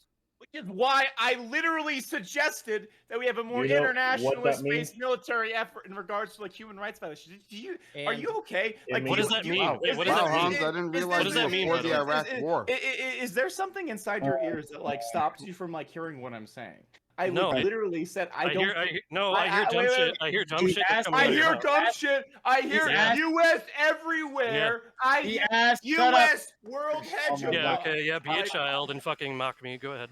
Okay, Oh, all right. mocking He you was is very easy. Shut up. You make it- He was asking for You clarification. didn't answer my question, by the way. Literally just stupid, asked like he says like, what do you mean by international militarism or whatever you said, right? That's he asked the question. to clarify. Cool. And he didn't answer. And then I can answer that. Wait, I Okay. literally answered that, but I can answer it again. All right. Mm. I don't like that the United States is the single military global hegemon. I dislike Man, that. this So, if I conversation's care gonna about drag me to international human drinking. rights, if I care about international democracy, right? I want an international. I know a lot of basis. females that are I really think into the easiest way to politics, do that right now is empowering the UN. but maybe that's It's because of empowering the other, circles like, I say, travel in. Global groups, whether it's say like NATO, whether it's say the like Trans-Pacific Alliance, that sort of stuff. I think that's a great way of making things better, to make it not so that all of our global discourse, all of our global military like action is based on what the United States feels at the moment. I can Okay, tell but you at the that moment, that's- at no, the no, moment, wait, you the know, United States. so Hold on, I'm on your side. I'm on your side. Because this is like such a JJ, I understand. So hypothetical, that's what and I'm I'm saying, sitting though, here right? like I he was about want to us move on, to and they keep transition to the they're just international stewing on period this where bullshit. international It's so relations it's and international it's human this rights is like are one of the the least key purpose favorite and ones key I've reason had behind so international far. intervention. That sounds That's awesome. not gonna And happen. I but love. okay. So And it if sounds- America so wants it it to, So it sounds like you're just doomer. I'm sorry if I can't hope pill you right now, but you literally asked what I would prefer, and I told you international coalition. And then if Okay, but also, I have another you say question. internationalism doesn't work, I have another like, question for you. by Okay, the way. all right. has all the power. Shut up, JJ, shut up, JJ, shut up. You got another question, Omni, or hurry up, and then Nova, and then Turk. I did want to maybe transition to something, but this works too. Go ahead, Okay. Omni. So yeah, I had another follow-up question for Hans. You just said like we should like we use our military to like invade countries because of human rights abuses. How many countries are we going to invade then? Because there's human rights abuses across the fucking world. Do you think that's why we invade countries? We could And probably should start with we? our own. which is Yeah. why I argued, and you seem like literally incapable. Intellectually, again, I'm not trying to be ableist right now, right? I literally explained to you that I would prefer to disentangle international human rights stuff from American military geopolitical interests. I would love for an international body like the United Nations, I want to empower the United Nations to deal with these sort of stuff outside of American political strategic interests. If that doesn't make but sense if you empower other nations and the UN to act against the act against America, then there would be no alliance with fucking places like Saudi Arabia and Israel and Iran at a lesser extent. Based, okay, and like, bro, Bro, Yeah, that's what I'm we fine want. with that. يعني, What's really, wrong it's here? like okay, يعني, Like, you want social conservative states to get fucked, bro. Like this is like what really want because they are not That's what it looks by like. We need our laws, alliance with bro. Saudi God, Arabia. Valencia. Okay, like everyone, like Valencia's my favorite person on the panel Invade the right now. Like, holy shit, Philippines? this God, wallahi, Invade wallahi, I Canada? love you, Habib. Guys. Let's go. Wallahi, you are Based internationalism. I love this dude. wallahi, Habib. Hell yeah. So wait a second. Also, Hans, you call yourself a leftist. Do you know what internationalism actually means from a leftist perspective? I don't think you do. Oh my God, have I read the theory? I mean, like, so let me see. Well, like, I've read anarchism. I've read Kropotkin. Okay. What it means? I've read. No I've read true. Piketty. There's no true What it leftist. Why even I ask? like. I don't know. I don't know if I. I don't. I'm I don't. telling you, I, I'm telling you, you're wait, using the word I can tell incorrectly. you. I can tell you two things. Oh, he has an answer. One, Okay. wait. Hey, Hans, hurry up, because I got other people. It's not because we're Hans. You can move on after this. What? Okay, chat. Two things. One, I've read enough literature. I started as a book review channel that I have proven my literary credentials. Two, one, I've read enough books to satisfy most qualities being well read. The second thing is I've definitely also satisfied Omnislap's mom. Anyway, go ahead, Brian. Okay, all right. Nova, You're using the word incorrectly, but okay. It's Nova-san, and then Turk, and then what are you doing? What are you doing? Sorry, guys. I was go puffing some wine. Use your Some words. prime wine. It's got to happen. If you're talking, we can't hear you. Do you, Prime? I will troubleshoot with Nova. Yes, doesn't want to talk. All right, let's go to the Turk. Yeah, so I'm actually going to agree with Hans on this one. In an ideal Be very world, careful, please. Like, just let me finish. Stop interrupting me, dude. I'm trying to agree with you. In an ideal world where GDP was actually the bar for how much influence into militarism goes into the world, yes, the EU proportionally should provide as equal military might towards the world. Because if you go and look at the data, the EU GDP is on par with the United States. So, all right, this is bullshit though, because America is my statement instead of interrupting me. So what should happen is what should happen is we should be going towards our representatives on the left side of the aisle. I'm not of that side. Y'all should be saying, Biden, why aren't you pressing for the UN or other EU countries to actually adhere to their commitments to the NATO alliance, as well as increasing their funding towards their military complex? The private sector is doing quite well in America, so why would they need to this has nothing spend to do more? With the private sector. This is about the United States. They're already doing it. The private sector in America is doing more than any fucking European country. For us to and it's going badly. So like, why would they keep doing it? So stupid. Because the entire goal here in this entire discussion is to get us to spend less on our military budgets. So I press all of you on this panel to go talk to your representatives to have Biden and all of them pressure these other countries and other United Nations countries to put more towards military funding so that the United States doesn't have to. Yeah, that's Trump's stance that went into internationalism. I actually agree. Like as much as I hate like fucking hurts, dude. As much as I hate fucking Trump, I would say that Trump was right with one thing, that basically the NATO like countries didn't contribute that much to the whole like NATO deal. So like definitely like when it comes to like my country or like other countries within the European Union, we should contribute more to NATO, and in that sense, it would make more sense for the US that they can maybe lower that I do agree Duterte right? is a pretty and horrible then authoritarian we can come to this figure, and he's the a murderous hands like basically like tyrant. utopia idea of like having this Like international murderous. like more of like aligned that we do more stuff together and that kind of stuff. And I generally think that would be great. Like it's a Let's pretty go! easy thing, right? I'm not a utopianist, but like fucking Chinchilla, Yeah. the base It's, internationalist. okay, so it's, true. I'm with you, Hans. I totally agree with you, Chinchilla. It was my take, Like, dude. they should be like. I'm sorry for stealing your take. No. I love everyone arguing over how much we agree. That is like the best place to. There's so much unity happening right now. I love it. I love it so much.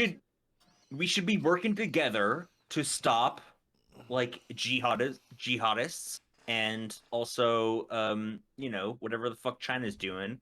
Maybe we should support like the cool shit China's doing. But a lot of the shit that they're doing is not good. And we should maybe stop that. So I want to. Okay, all right. Let's. Oh my god! All right. So we've lost complete focus, and I want to try one more time to do something. Actually, if I can matter, right? Hans had an interesting idea. Hans had an interesting idea talking about America in terms of, or the world in terms of like, it would be better if we had a multipolar society. I thought that was really interesting.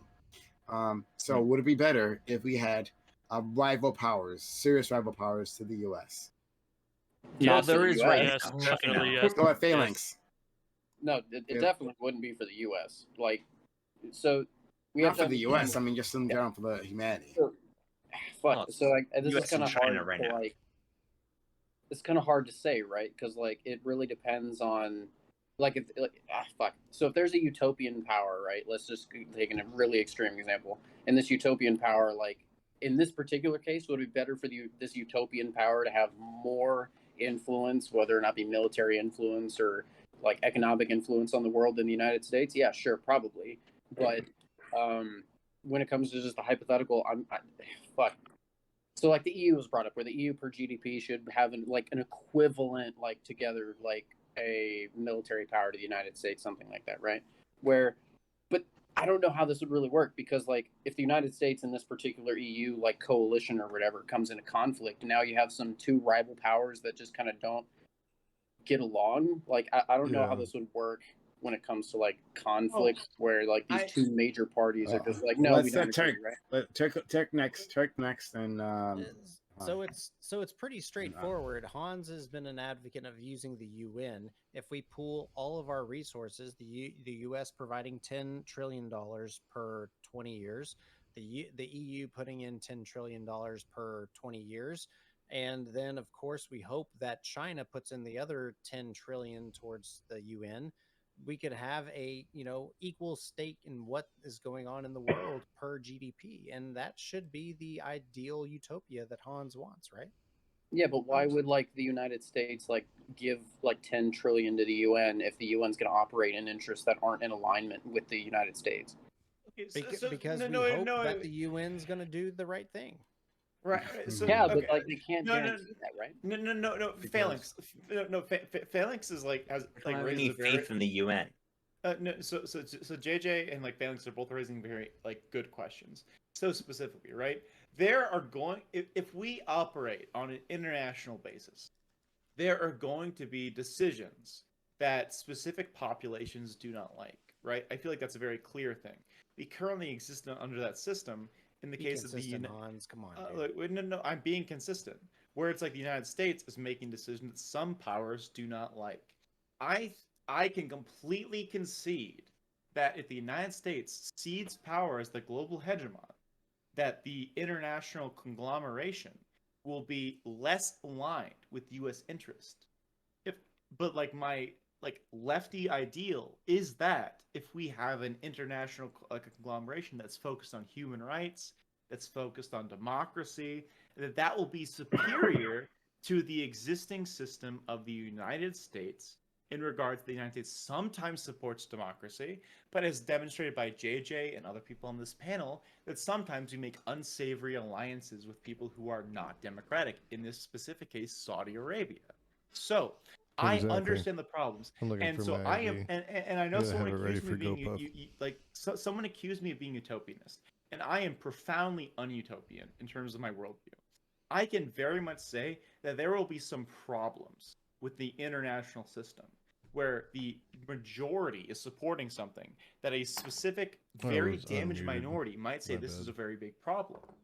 But would I still concede that that is probably better than the existing system of hoping and praying that the United States is based and democracy pilled and, you know, hope pilled and like all sorts of pilled, right?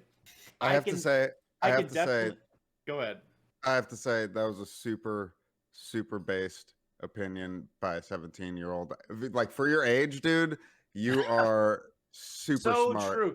I'm so true. Really, you're really I'm 20. How old he is. Look at his muscles. No, Wait. he's mature. Actual question better, for the panel. okay? How old does everyone think I am? Like Captain Jones. Go ahead. I think we should lower the age of consent just because of Hans of Harkier. Oh boy. Oh boy. Okay, All right. Anyway. Wait. This is important. This is not important. This is not important. This is not important. Yeah. I'm 23, you fucks. No I'm a one Zoomer. cares. What's up, No bitches? one cares. I'm so sorry, Prime. I'm so sorry. I'm legal. Hello. Like, take care, y'all. Have a great night. Have a good one. You fucking goobers. Holy shit. God. You guys are the worst. I hate all of I'm this. so sorry. So, dude, I love you. I'm so sorry. Shut up. All right. So, anyone else? Multipolar world. Would it be better? Turk, go ahead. Prime, I just want to thank you for letting me be on your panel, because back in the day, you just told me to fuck off at the end of the panel. So I appreciate you letting me have a place to talk today, man. Whoa, Prime, what's going on there, man? That's messed up. No, just kidding. Dude, I've been a really asshole. He's never told me to fuck off. Come on. Yeah, I appreciate that. I appreciate it. Thank you so much. Seriously, Turk. We like having you on. Well, Turk, if you miss the feeling of being told to fuck off, like I can fill that void that Prime has left in your heart. I'm not devoid of that voice. I know what that voice is. Okay. What do you mean? Everyone loves that voice. Okay. Thank you, and Captain Jones for the second sub. I missed that one. All right. Let's go to was it Phalanx? You wanted to say something, and then maybe Dan, and then Omnislab and Valency. So, like, I agree with what Hans is saying, but it seems like you're defining this as being better, but like, and then saying it also be better, right? So, like, if we like coalesced into like the UN, right? And you're saying the UN would better uphold like democracy. Well, I don't know how you're getting any guarantees of that. Like, but if you're saying that they would, and then you say this would be better, you're kind of like self-affirming, right? Okay. So I can respond to this, and again, like, just response, and then like we'll let whoever else is going again. I realize a lot of people are gonna respond to me, so like I'm trying to like do my like most to not dominate. So it's like for Phalanx. So I can say two things that I currently believe that the United States like military hegemony is probably superior to like other hegemonies right now, like in relation to say like China, right? I think I could comfortably say that. I would also say that comparatively, an international hegemony that is disentangled, or at least less entangled, with specifically maintaining U.S. hegemony is probably superior. Again, do I have like a specific study that can prove this? No. But I would say, like, as a leftist, in like terms of like say appealing to democracy, appealing to more populations, appealing to more countries, that if more people have a seat at the table in making these decisions as to like where we step in, what genocides we stop, what problems we like say cause or not cause, I would say that is overall better. If that is proven to be incorrect, and then in my utopian ideals of an internationalist system are destroyed, right? I will become a based U.S. imperialist once it's been proven that, say, the United States hegemony is superior to an international system. I currently say that the existing system is better than the alternatives, but in terms of what we can achieve in a non-utopian sense, is an internationalist system that, while it has its faults, whether it's because say China has more influence than we want, or say Russia has more influence than we want, is still better than the existing hegemony of the United States. I'm comfortable with that. despite the flaws. Because if we're talking in a non-utopian sense, I can tell you, yeah, there's problems with the United States hegemony. There's also problems with, say, like an internationalist system where certain parties have more control over others based on, say, population, based on state control, based on state economics, in the way that the Turk described. So we're not talking about, say, an utopian system as, like, say, what's perfect. We're talking about what's better.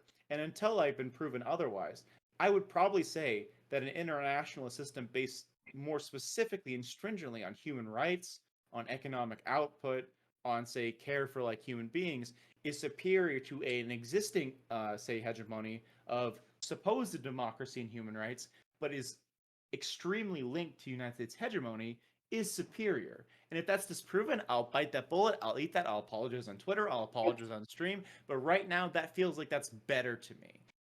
And until it's proven, so go ahead. Yeah. The devil you know.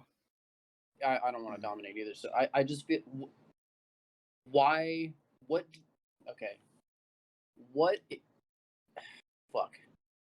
information do you have that if we decided to try and implement this like next year or whatever, that this would actually have like better outcomes? So like so if we're talking about, say, like, what are like existing things that we can do, right? Keep it short. We got to move down this list. Yeah, I'm really sorry, Brian. I would say that right now, having the United States be in this specific case, say like 27 to like 30% of like the current world's economic output, but being like the extreme hegemon on military power is giving extremely disproportionate and undemocratic power to specifically the United States government related to other countries as to how world affairs take place. I would love to give more power. In this specific case, China's pushing a lot of boundaries, so I would say like maybe like a existing like same power level to China, but more power to, say, to the European Union, more power to, say, South American democracies, more power to like say African democracies. All right. That would be better. And again, there's no study because we don't have a world where this exists. But I would say if that's disproven, again, I'll take it. I'm already. Okay, sorry. No, we gotta move on. We're moving on. I'm already a technical. Okay, I'm already a great. technical. We're moving on. Like, but democracy is cool. Shut up, Dan. Yep. And then Dr. K and JJ on the list. But go ahead. Well, what Hans has been describing is basically cosmopolitanism, as I explained previously in a different panel. A lot of this ideas have been going on for a while. A lot of it is, to me, anti-nationalist to extent into where I think is the best way put forward to for everyone to have their rights within a global sense. And to, I would say, for much of everyone else's, I think it's very logical to the extent of what things eventually will become when everything is so worldwidely done through like trade, languages, and other forms of culture and entertainment. And a lot of that will eventually console to this we get a lot of conservative system, which Canadians will on here. be cosmopolitanism. And even if instead of Hans saying that, well, if it goes sucks, I'll bite the bullet. Yeah, for sure, I would do the same.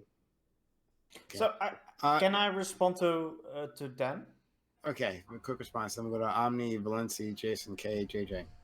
Yeah, I just want to say, like, Dan, like, honestly, like, you're talking about like nationalism, like in the past like 2 centuries, like especially in like the last century, like nationalism was like really big on the rise, and like a lot of states like basically are based around nationalism, like Germany, France, and yeah, most like sure, European states are like organized around all states are based on nationalism, or they wouldn't be a state. Well, you could make that argument. I don't necessarily disagree, but when you talk more about like nationalism, you talk about like ethnicity, like group culture, like language, like that kind of stuff. So yeah, to dismantle that's like a really interesting topic as well. So I just want to say that to you, Dan. I mean, we already do that much of it already with the things that we trade and the use of the language through international markets, which is I mean, we can disagree if it should not be English, but it's already very well established. The business language to go around the world is English, to the sense, even to the sense of even if that in the United States is currently the preeminent power to implement its business through its soft power. It doesn't mean they own the language. It's there's eventually going to be more English speakers in China than even the United States. So yeah, soft power is based. Whoa, by the way. wait, okay, soft power is wait, please, one thing, and then I will go. No, shut up. Great. We're gonna go to Omni. Okay, so yeah, I guess the question here, if I remember, is multipolarity, is being a more multipolar world good? And I would say the answer is definitely yes, because like right now it's becoming less so. It's becoming more duopolar between us and China, but before, like the last 50 or so years, it's been unipolar with America, and that's just been like 50 demonstrably. Oh man, maybe 30 or so. I don't know, but like that's been like demonstrably bad. 30 is good. And yeah. It's been like demonstrably bad, and I've heard this argument, and I'm not positive if it's true or not, but I've heard the argument before that like when the world was a duopolar,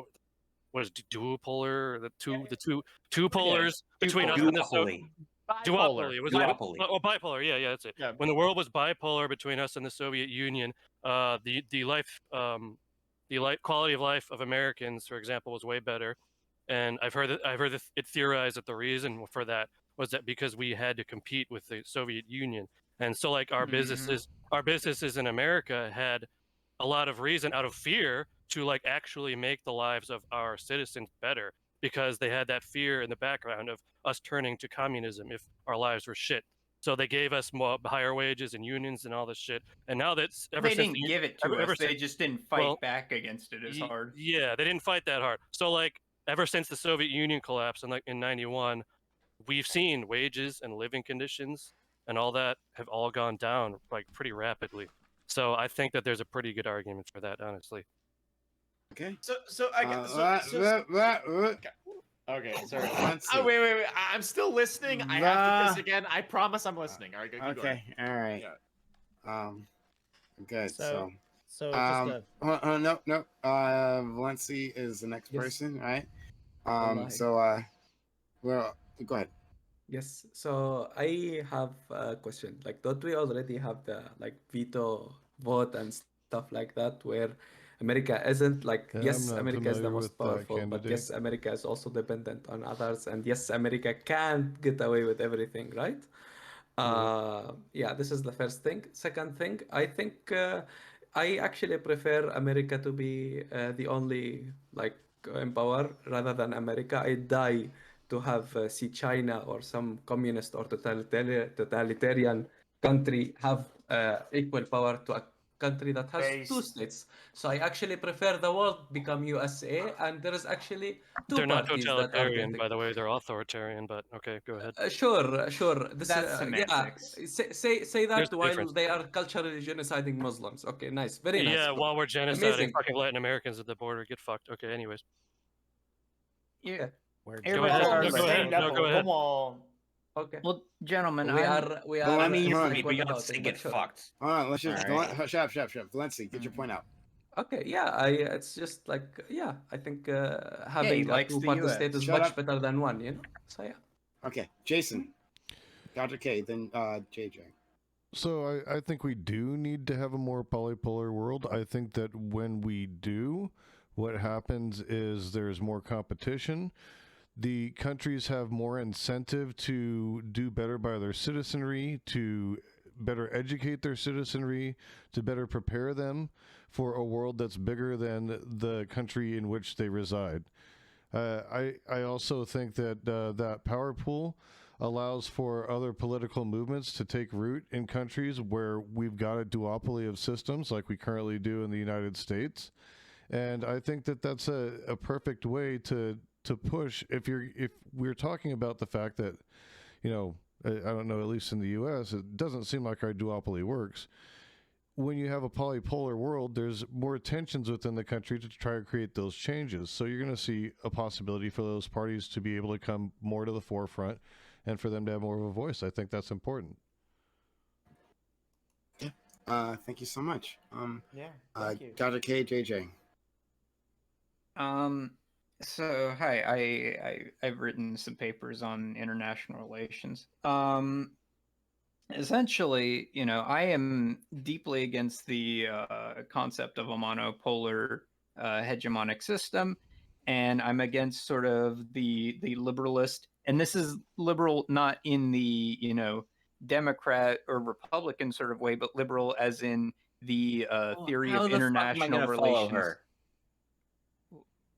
By listening. Yeah. So, I love you. all right. I love Well, you. if Go you ahead. want me to explain a point, let me know. Okay. I know. I'm so sorry. Go ahead.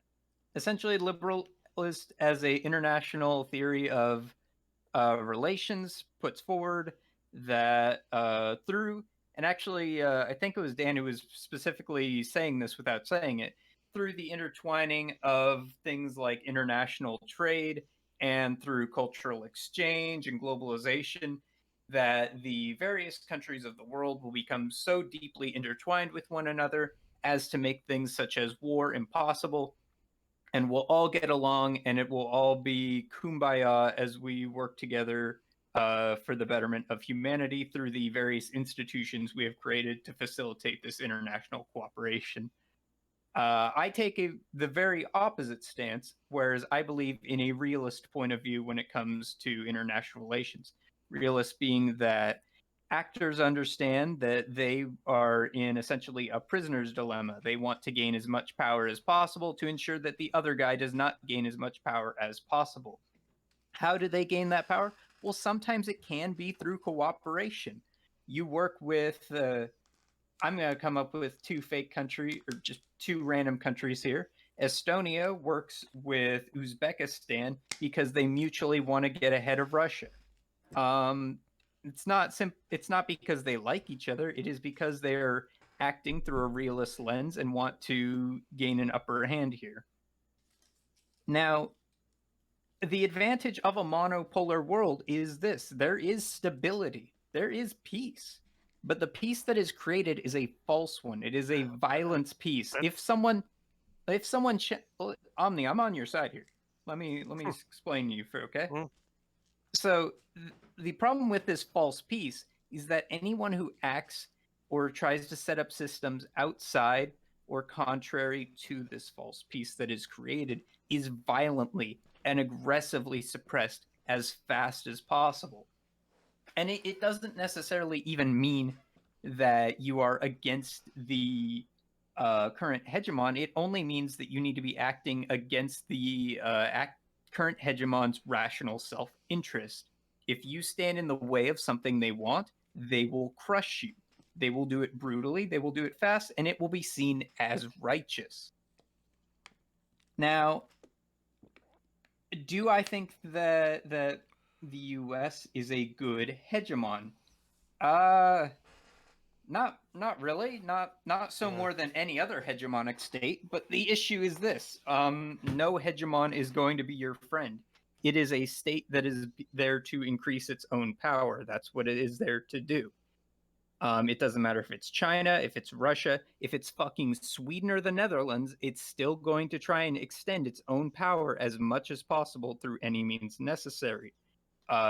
Your wants and your rights, if you are in their way, be damned. Sweden, no, that'd be a stupid example to bring up.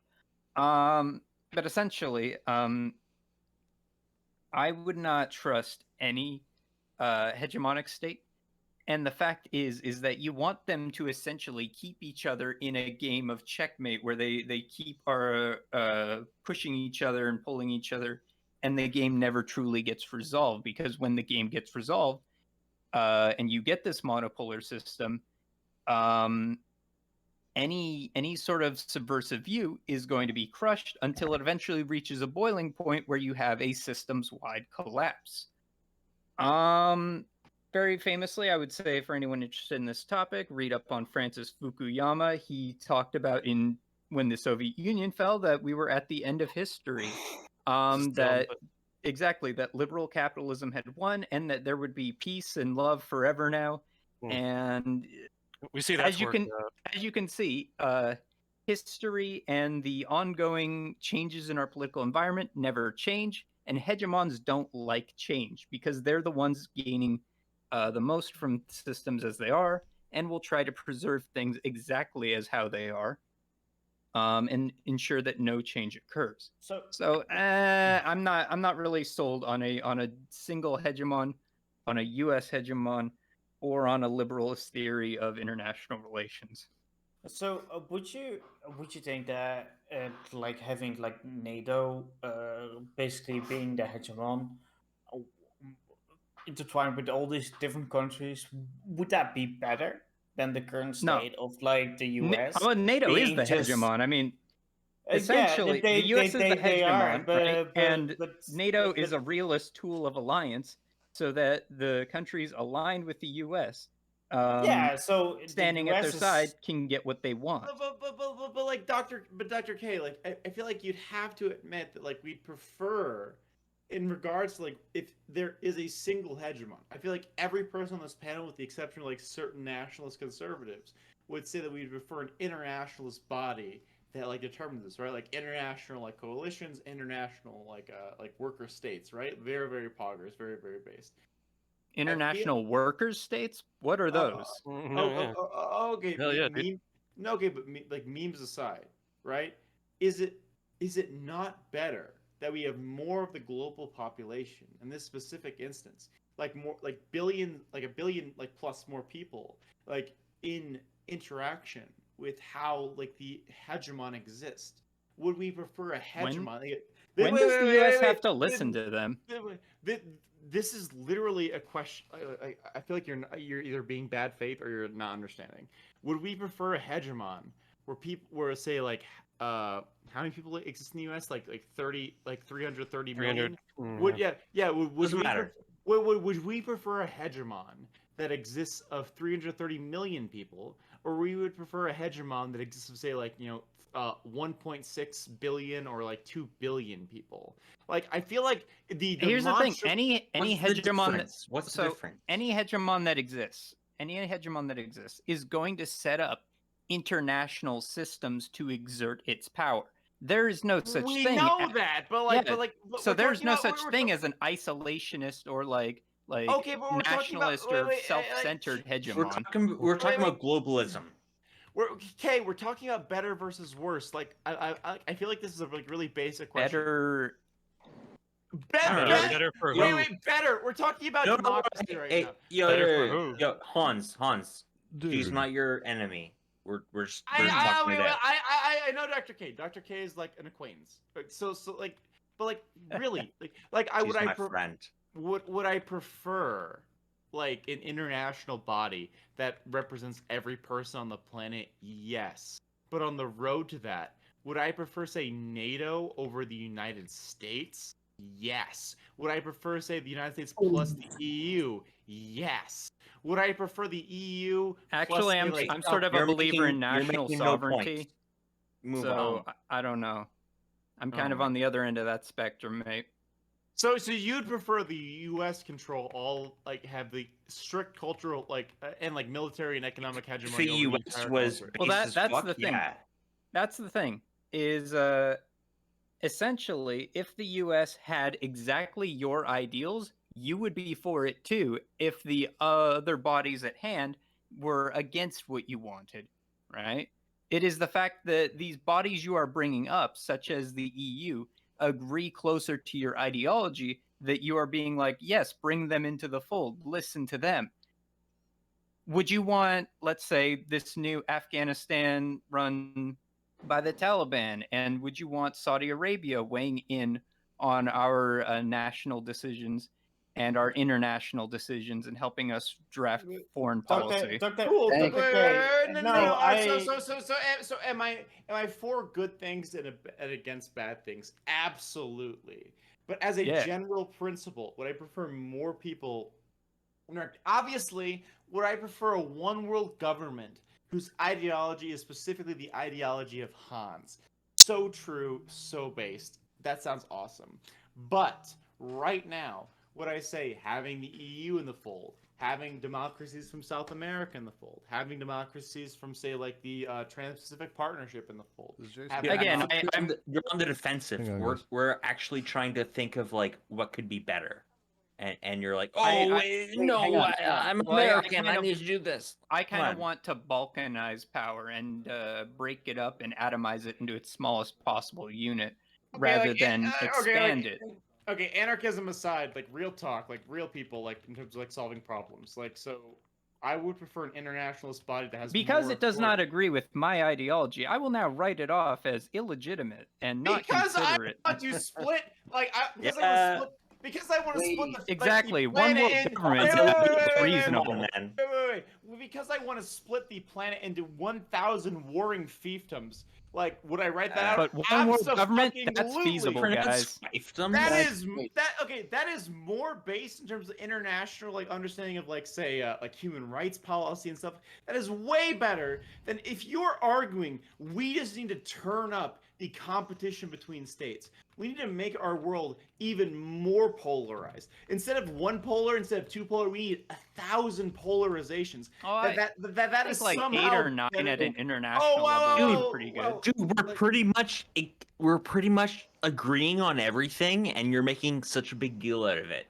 Like, why not just help us out instead of making such a fucking argument? I mean, to be fair, let's remember we are pawns in all of this. What are you talking about? Wait, 1 second. Like JJ, just make it's a for Dr. Cage. We're so close, dude. We're so close. I don't care. He can call me what he wants. Okay, but like I care. Jeez. Yeah, but it's my pronouns. I say it's whatever it goes. So let's go. I was talking to Hans, not you, babe. Oh, okay, just making sure. So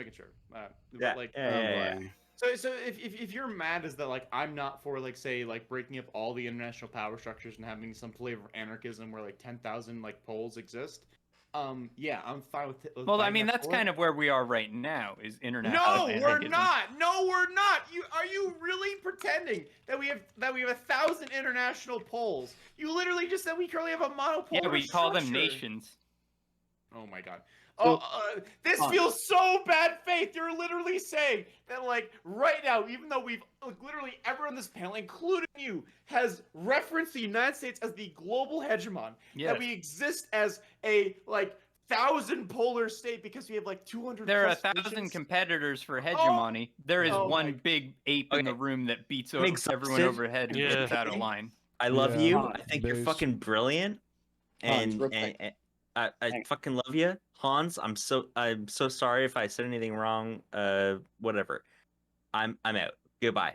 Love y'all. Have a good. JJ, wait. One second, JJ, DM me so I know who you are, and like we can chat sometime. Like, right? Like you seem like I'd love to hash out more of our like disagreements. All right, so like just DM me, okay?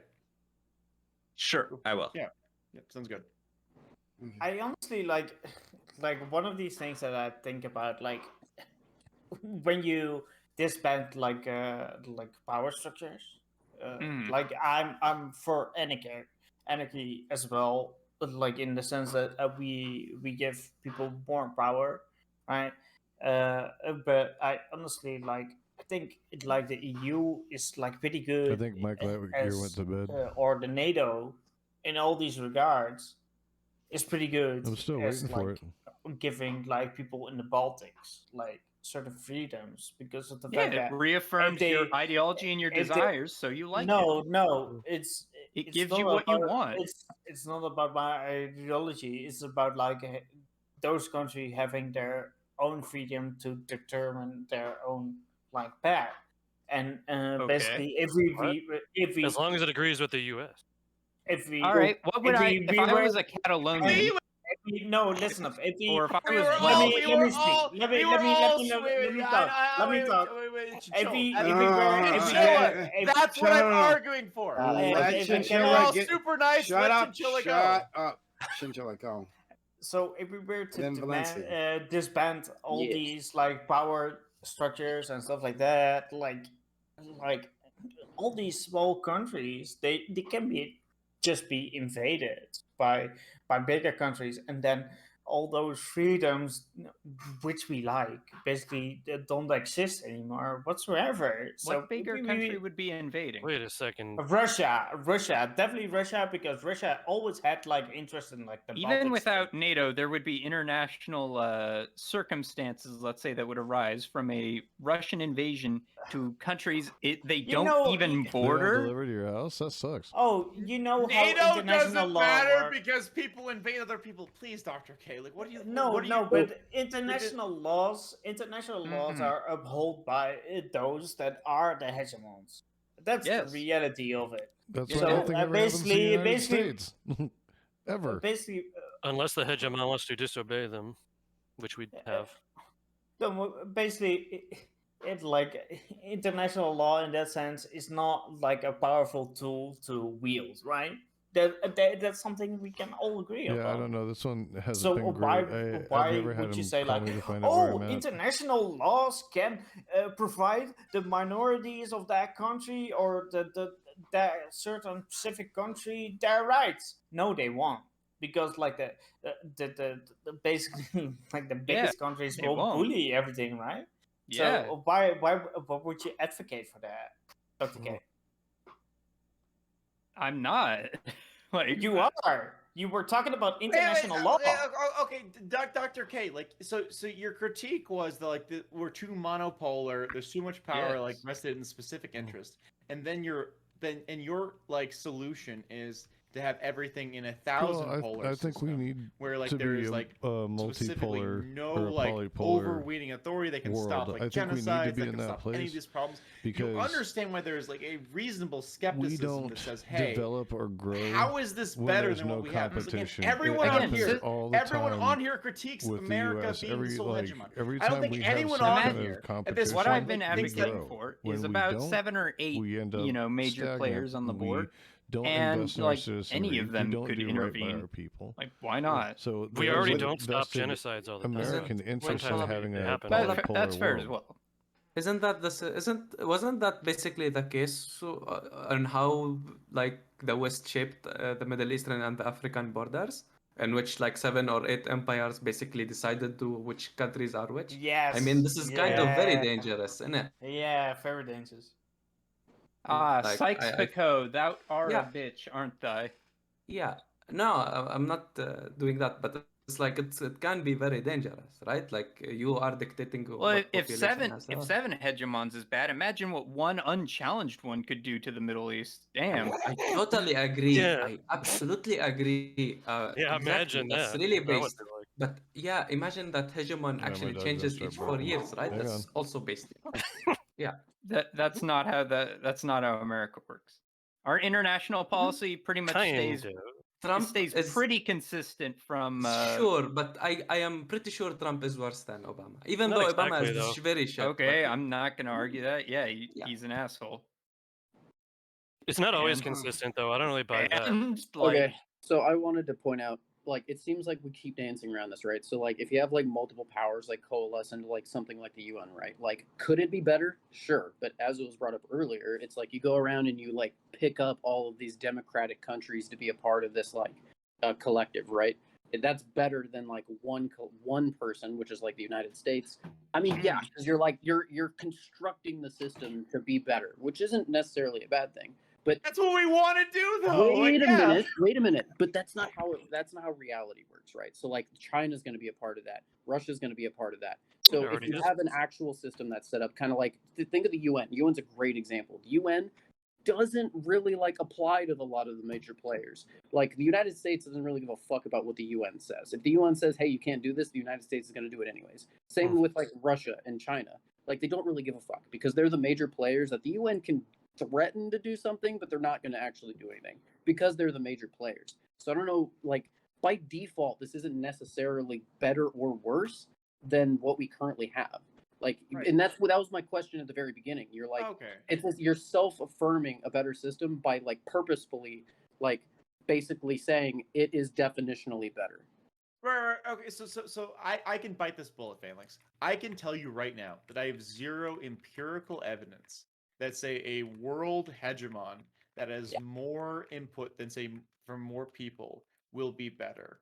I personally believe in like the concepts of democracy on a national and specifically international scale, and that yes, if you can prove to me, if we can say like scientifically that like say we try a UN based international order, and because of the increased influence of say China and Russia and other dictatorships, that it's even worse Not a dictatorship. Wait. Than the existing within the existing monopolar power that is the United States, I will change my position and say, hey, we tried this international. Try this impossible thing.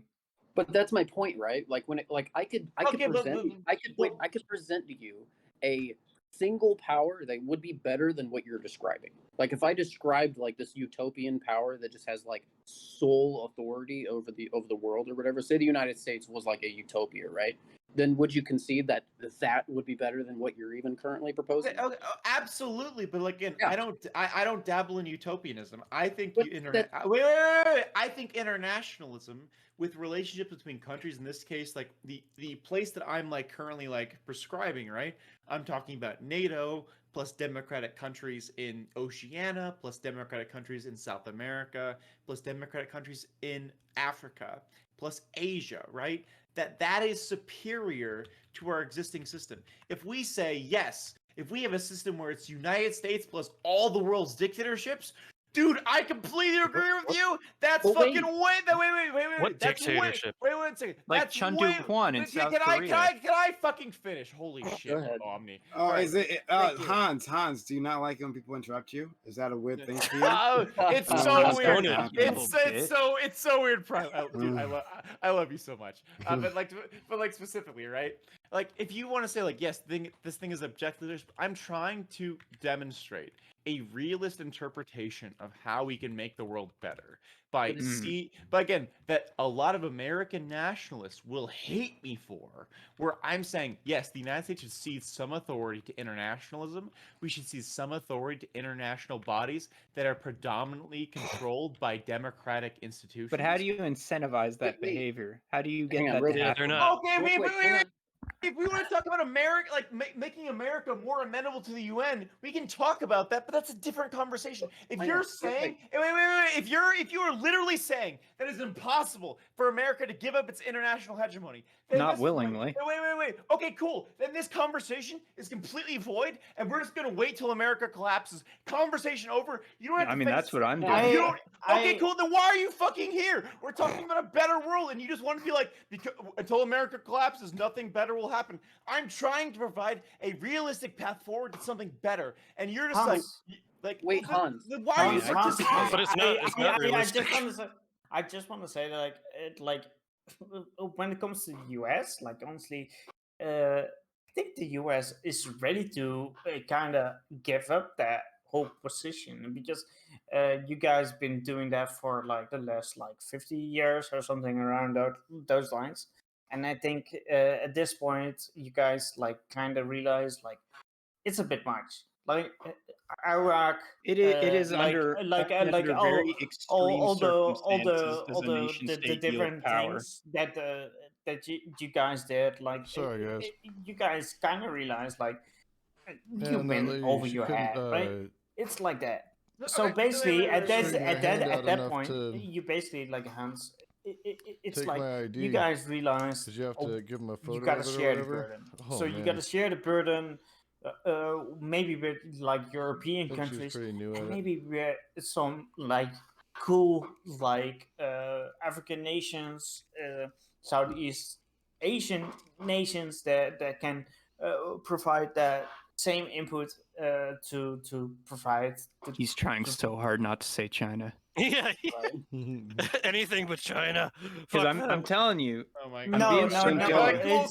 Cool. Tank. Wait. No. I'm not even. Chill is making a lot of great points, and you're tanking posting. But like, a geopolitical truth is this: if the U.S. leaves an area, the international groups that are going to be coming in its place will either be some coalition of the EU, Russia, India, or China. Those are basically the only groups that will be coming in. The Middle East is a slightly different situation because there are a lot of regional powers there that may come in as well. Turkey, Saudi Arabia, Israel. Also, That's China not is in there, by necessarily the way, anyway. true. That's Yeah, not but- necessarily true because of the fact that we also have like the Brazilians and Indians. Well, and, as like, we all as the we have left independent Afghanistan, like, who is alliance. starting to fill the void there? So we never address like the more like non-aligned nations like Brazil and Indian and what was the other country? Oh, Brazil's aligned with someone. Yeah. So basically, themselves, man. Yeah. Please, so let him finish. Let him finish. Let him Uh, finish. Holy shit. Yeah. So basically, that's like the third position that you can have, like, and who is going to be in the world hegemon, right, in the future, like those kind of countries, like when we talk like Brazil and India, and there were like some other countries that were aligned with them as well, like big countries. Are you talking about the non-aligned movement? That's basically the non-aligned movement, yeah. So yeah, Indonesia was the big guy. Let him go. So that can be a thing as well. So we don't know where the future goes to, right? So it's at this point, like, pick your poison. So what's your poison going to be, like, Dr. K? What do you want to be your poison? Then in that Got case, some people popping Yeah, in. no, that is the correct way to frame it. What do you want to have? You love it when I get my communist prime wine on. That's way? what it is, isn't You it? want to have like Once the prime the wine comes out, non-aligned it's way? game on. Like, yeah. I want It's the an interesting furthest thought. thing from what Francis Fukuyama wants, essentially. Pretty much. So I think what I was trying to get to was, and this is kind of where I guess the main point I'm trying to get to is the United States is a democracy, at least. So, but we admit that the United States doesn't always act in accordance that way, right? But let's say we take in all these democratic countries and put them all in the UN or whatever. What's guaranteeing that the UN doesn't act in the exact same way that the United States is? All right, I can't. That's I what can't prime wine like is. act upon like a future hypothetical where we say it's worse than what we currently have. Where if you say like I can concede that if something in the future is worse than what we have, yes, it is bad. We should not do that. What I'm currently saying is, I think that an international coalition of the world's existing democracies is superior to the United States being the sole military and economic hegemon. What the fuck is Dr. K doing? I know this is really like I'm smelling oh, you stink of ideology, man. You just reek of it. Wait. Okay, cool.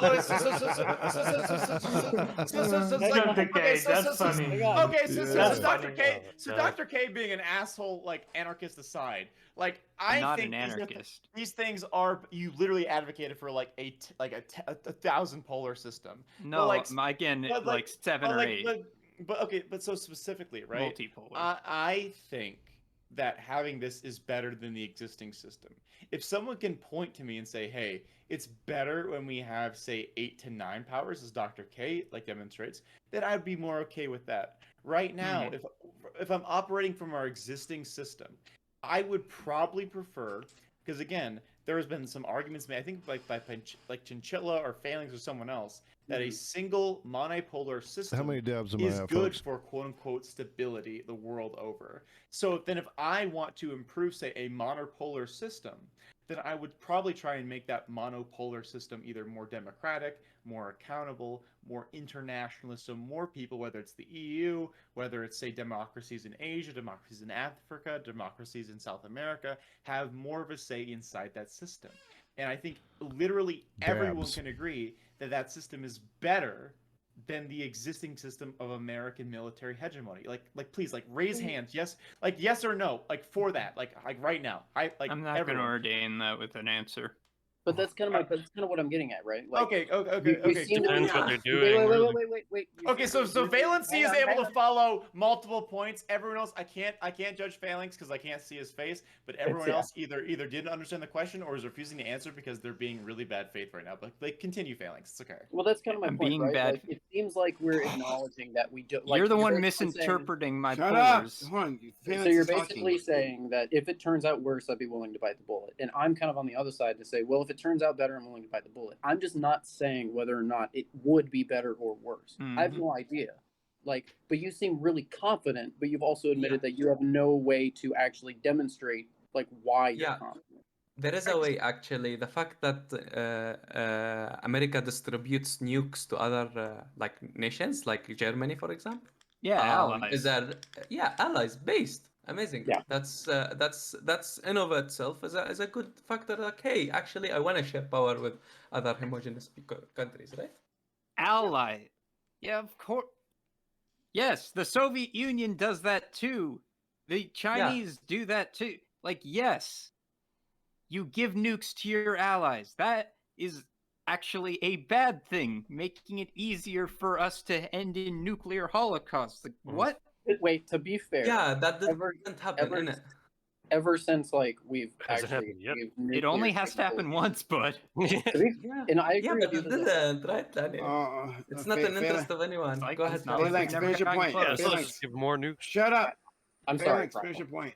So just real quick, like, to be fair, while there is a real risk of ending the planet, right? We are in probably one of the safest times humanity has ever seen because nukes exist. Like, as much as we don't want to admit that.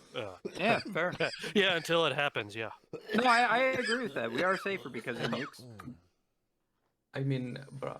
We're safe until we we're are unsafe much because we safer use our than nukes. after the Cold War than before, like during the Cold War, right? Like after the destruction of the Soviet Union, we are much safer. You can definitely assure that. Well, even when the Soviet Union was around, we were still really safe because like no one wants to like have like mad, right? No one wants mutually assured I destruction. would argue the space race was probably the safest period for us, like in human history, because there was a cooperation between the two hegemons in something that wasn't an arms race. Or not cooperation, competition. Oh yeah, between the hegemons in something that let's compete over who has the best trains. Let's go right now. At multipolar, unironically, sure. Let's do it. Actually, Dr. K, let's not talk about like the Vietnam War. No, let me explain. I would fucking love for the U.S. to be like, we want to have the best trains. We want to outcompete China on that. I would fucking come instantly 1,000 times if the U.S. said that. Hopefully, but they hype won't. Trains, subscribe because they don't want to. You must really like trains. Yeah, what about the hype trains, guys? What about that? It's not even a love for trains. Everyone fucking sub to Prime. Prime has facilitated this amazing conversation. If you don't give him money, it is a crime against humanity. You are supporting other hegemons that don't deserve that funding. Fucking sub to Prime. Give him all that money, because otherwise you wouldn't be entertained as fuck right now. This man fucking deserves it. He puts up with all of us. He puts up with me, which we all know is very, very difficult. So absolutely give him money. So true. So true. Sub to Prime. I'm shocked I'm doing it right now. Okay. We believe in a unipolar world ruled by PrimeCayes. So true. Here we go. No, Prime would be a shit ruler. I love you, Prime, but you wouldn't. Okay. Oh my god. He doesn't know about infrastructure. He'd just build more highways. What are you talking about? Why is happening here? Prime, I'm trying to stand up for you. I don't know what's going on right now. Listen, sometimes you pull out a gun, try to shoot it a bit, and it fails. Thank you, Boji, for gifting 5 hot children gifts to the channel. Following Hans's. That's amazing. Let's go give Prime money, you fuckers! Yeah. Damn right, Prime does fuck. That's true. Don't call them fuckers. As Dr. K has established on stream before, Prime is in fact a sub. Oh boy. Oh no, it was a bottom, not a sub. Oh, I don't know what you're talking about. But Boji. No, he's definitely dominant. No, thank you for being so I don't know what kind. he's talking about either. As to gifting 5 hot tier 1 gifts to the channel. That's really, really kind of you. we get 2 more. We can actually start that ourselves a hype train and talk about that competing. Hype train. That was, yeah, like 2 more individuals do that. That'd be pretty cool. All right, help pay for this. That'd be pretty cool. All right, 2 individuals help us out. Still Team Rat. What? What do you think, guys? Should I go throw Prime some love? I could throw him some bits real quick. I like throwing love to the homies that are helping out. I love it through my heart, and I love it to that. Even like Dr. K and even Hansa Fakir. Like, you guys are great. You guys are great. Wait, you don't like me? Like you this feels somewhat condescending, Chinchilla. Like I've been standing you all night. Like you Danish piece of shit. Oh boy. What are you like? Do I need to expect? Just kidding. If we get... Like Hansa Fakir, like regardless of the people that I like or don't like, you know, on a political level, I think you're great content, and for that, I'd appreciate like we get 2 more donors. I'll be right back. Let me get my credit card. Like I've never actually like donated to any like Twitch. Don't show the credit card. I'll be right back, Brian. I'm doing this for you. Okay, thank you. Oh, he's going. Jason Society gifting 100 bits. Thank you so much, and Boji, thank you for the kindness. We got off the bed with you, but thank you so much for your kindness. Always this challenge community, right? Anyway, that's 100 bits. We have 2.5 minutes left. We have 2.5 minutes left, right? Can we get to a Boji strikes again? Whoa, Boji. Gifting another 5 hot tier 1 gifts up to the channel. Hey, thank you so much. This is paying for the night.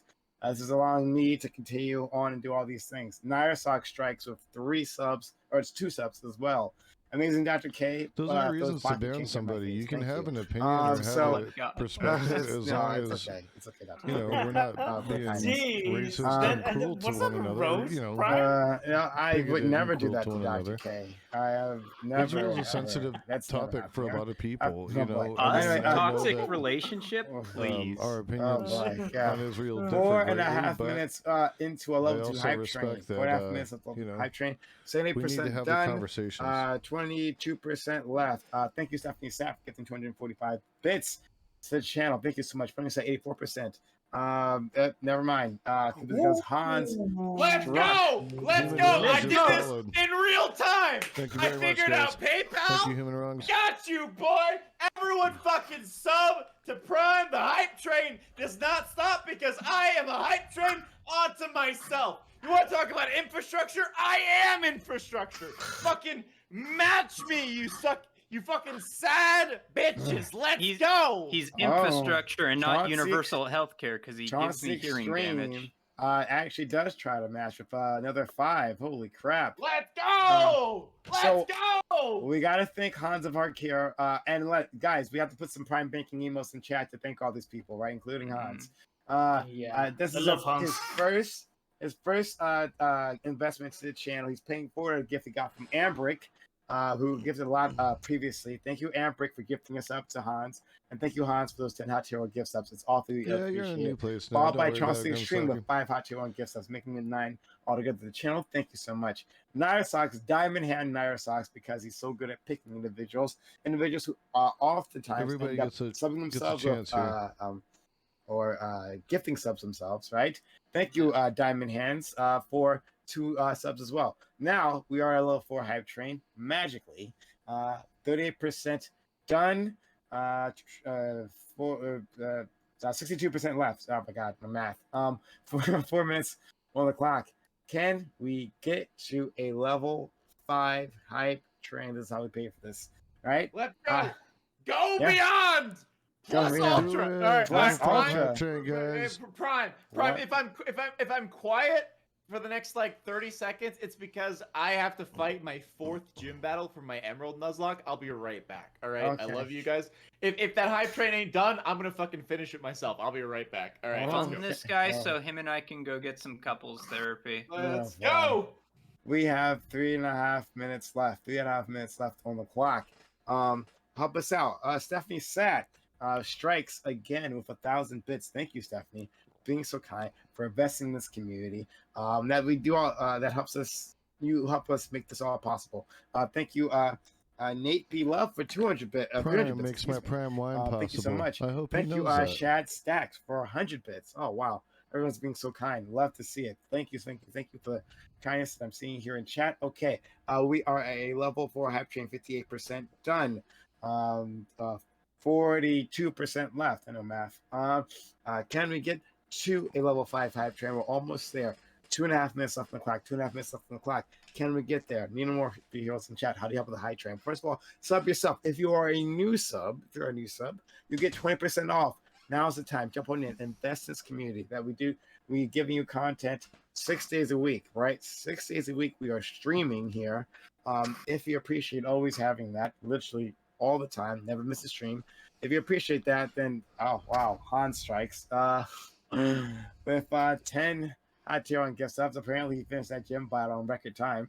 Oh, Hans! Look at the Hans! Woo! Yeah, Hans is being pretty amazing. Thank you, Oh, Hans. Hans. That's awfully kind of you. Hans is using that CIA money here. All right. There's a class character to these subs. We never ever criticize our donors. Our donors are all beautiful. They're beautiful and they're wonderful and they're amazing in all their Aryan glory. All right, so level 5 hype train. What the fuck? 79, 38% left. On this level 5 hype train. Can we get to maximum hype? Maximum hype. 4 minutes left on the clock. Oh my god. Who can help us out? Inch along closer, even a little bit, to a maximum hype train, right? We are almost there. Thank you all for being so kind to help us out. So how do you help with the hype train? One can sub to the channel.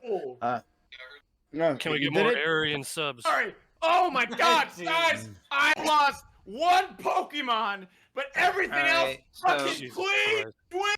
So chat, let's have a little conversation. You and I chat. We absolutely I'm gonna make you a deal that right gym. now. Jesus Christ! Get off that crack, Hans. Yeah, I love Get off this that man. crack. So like, if you You're complete just mad that you can't do this energy naturally. I'll wear a funny hat. 100% high on life. You're just jealous. Whoa!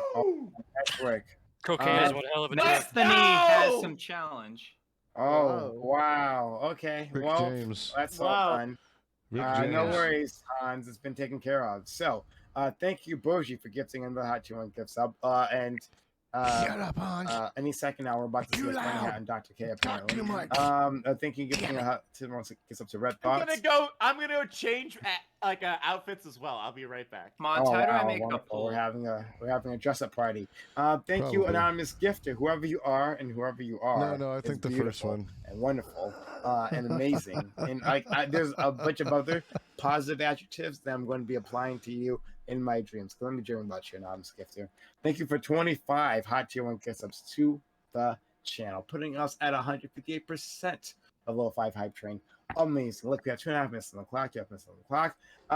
If you're ever thinking of joining in, right, or donating, now's the time. Jump on in because you can get those exclusive level 5 hype train emotes that you can only get through a hype train. Donate a sub, donate some bits, or sub yourself to the channel. Great way to support the channel. Thank you all for the kindness, for all the people who've been amazing in this hype train. Didn't think we'd have to pay for today, but we did because kind individuals like you. So thank you, anonymous, whoever you are. You're amazing and beautiful and wonderful. I love you so much. Thank you, Hans. He's also pretty beautiful. I mean, to be fair, right? Go on, sub yourself. Chad Stacks, not a B love, not a B love. I'm pronouncing it wrong. I apologize. Stephanie Sat. Yep. Like I said, Hans is pretty beautiful. She said you're pronouncing it right. No, great, fantastic. Chauncey Extreme, who's been a big help to this community. Hans again, strikes, and was more Stephanie Sat. More Narsox, Ms. Dr. K, for pocket change, but still appreciate it. Thank you. And Boji, thank you so much. Jason Society as well. Boji, thanks so much for being so kind for starting all this off. I'm not sure if you're still here. You probably went to bed, but we love you, Boji. When you're not being terrible to everyone in chat, but we do love you in general. So, all right. It's a return to form. Sorry? I'm feeling like, loose. Honestly, can I just say that this is like the only platform on Twitch when it comes to like having like a political space where everybody can just jump in, regardless of their view account, regardless of their following account, regardless of whatever, and they can have like a political voice. And I think this is so beautiful. And Did those change? I appreciate that so much that you provide this space for everybody here. And if anybody out there did he just dress up can for support Act this 2? space, I would like highly recommend it because it's just so great to have this space. Oh my God, we're doing this. Yeah, everyone like sub to Prime. A lot of people like who are extremely intelligent, who give like really great takes, like shouting at people tonight on this panel. Chinchilla's been really fucking based. Valency's been really fucking based. Phalanx has raised some really excellent questions. Jason's been pretty quiet tonight, but he is a pretty base dude. Oh, Jason's quite interesting. He's like the mysterious person, you know? Yeah. And Jason like asks like a lot of great questions, and he raises a lot of like really cool stuff about like individual democracy on this, like on panels like this. And Prime is the only person. I don't do this. Dylan Burns doesn't do this. No one on Twitch provides this level of exposure for smaller people in the way that Prime does. And any other thing regardless, Prime is an amazing human being who facilitates these fantastic conversations. So everyone, if you love this sort of stuff, if you like this open like conversation, if you ever feel like you want to be like a person on Twitch, you ever feel like you can just join. You get to do this. You too can Twitch because too. Prime, as one of the bigger creators on Twitch, allows people to do this, and he's your a stupid take will be cryogenically frozen forever. Prime based as fuck. One of the bigger people on Twitch lies. Okay, but yeah, I gotta say. Oh, sorry, my bad. Oh, no problem. I just wanted to very quickly, thank our top 5 gifters. Right, Leah, number 1 in our hearts. Thank you, Leah, for your kindness. 50 hot tour gifts to the channel, very important. Number 2, yes, Hans. Right, number 2. Beyond plus. Oh fuck!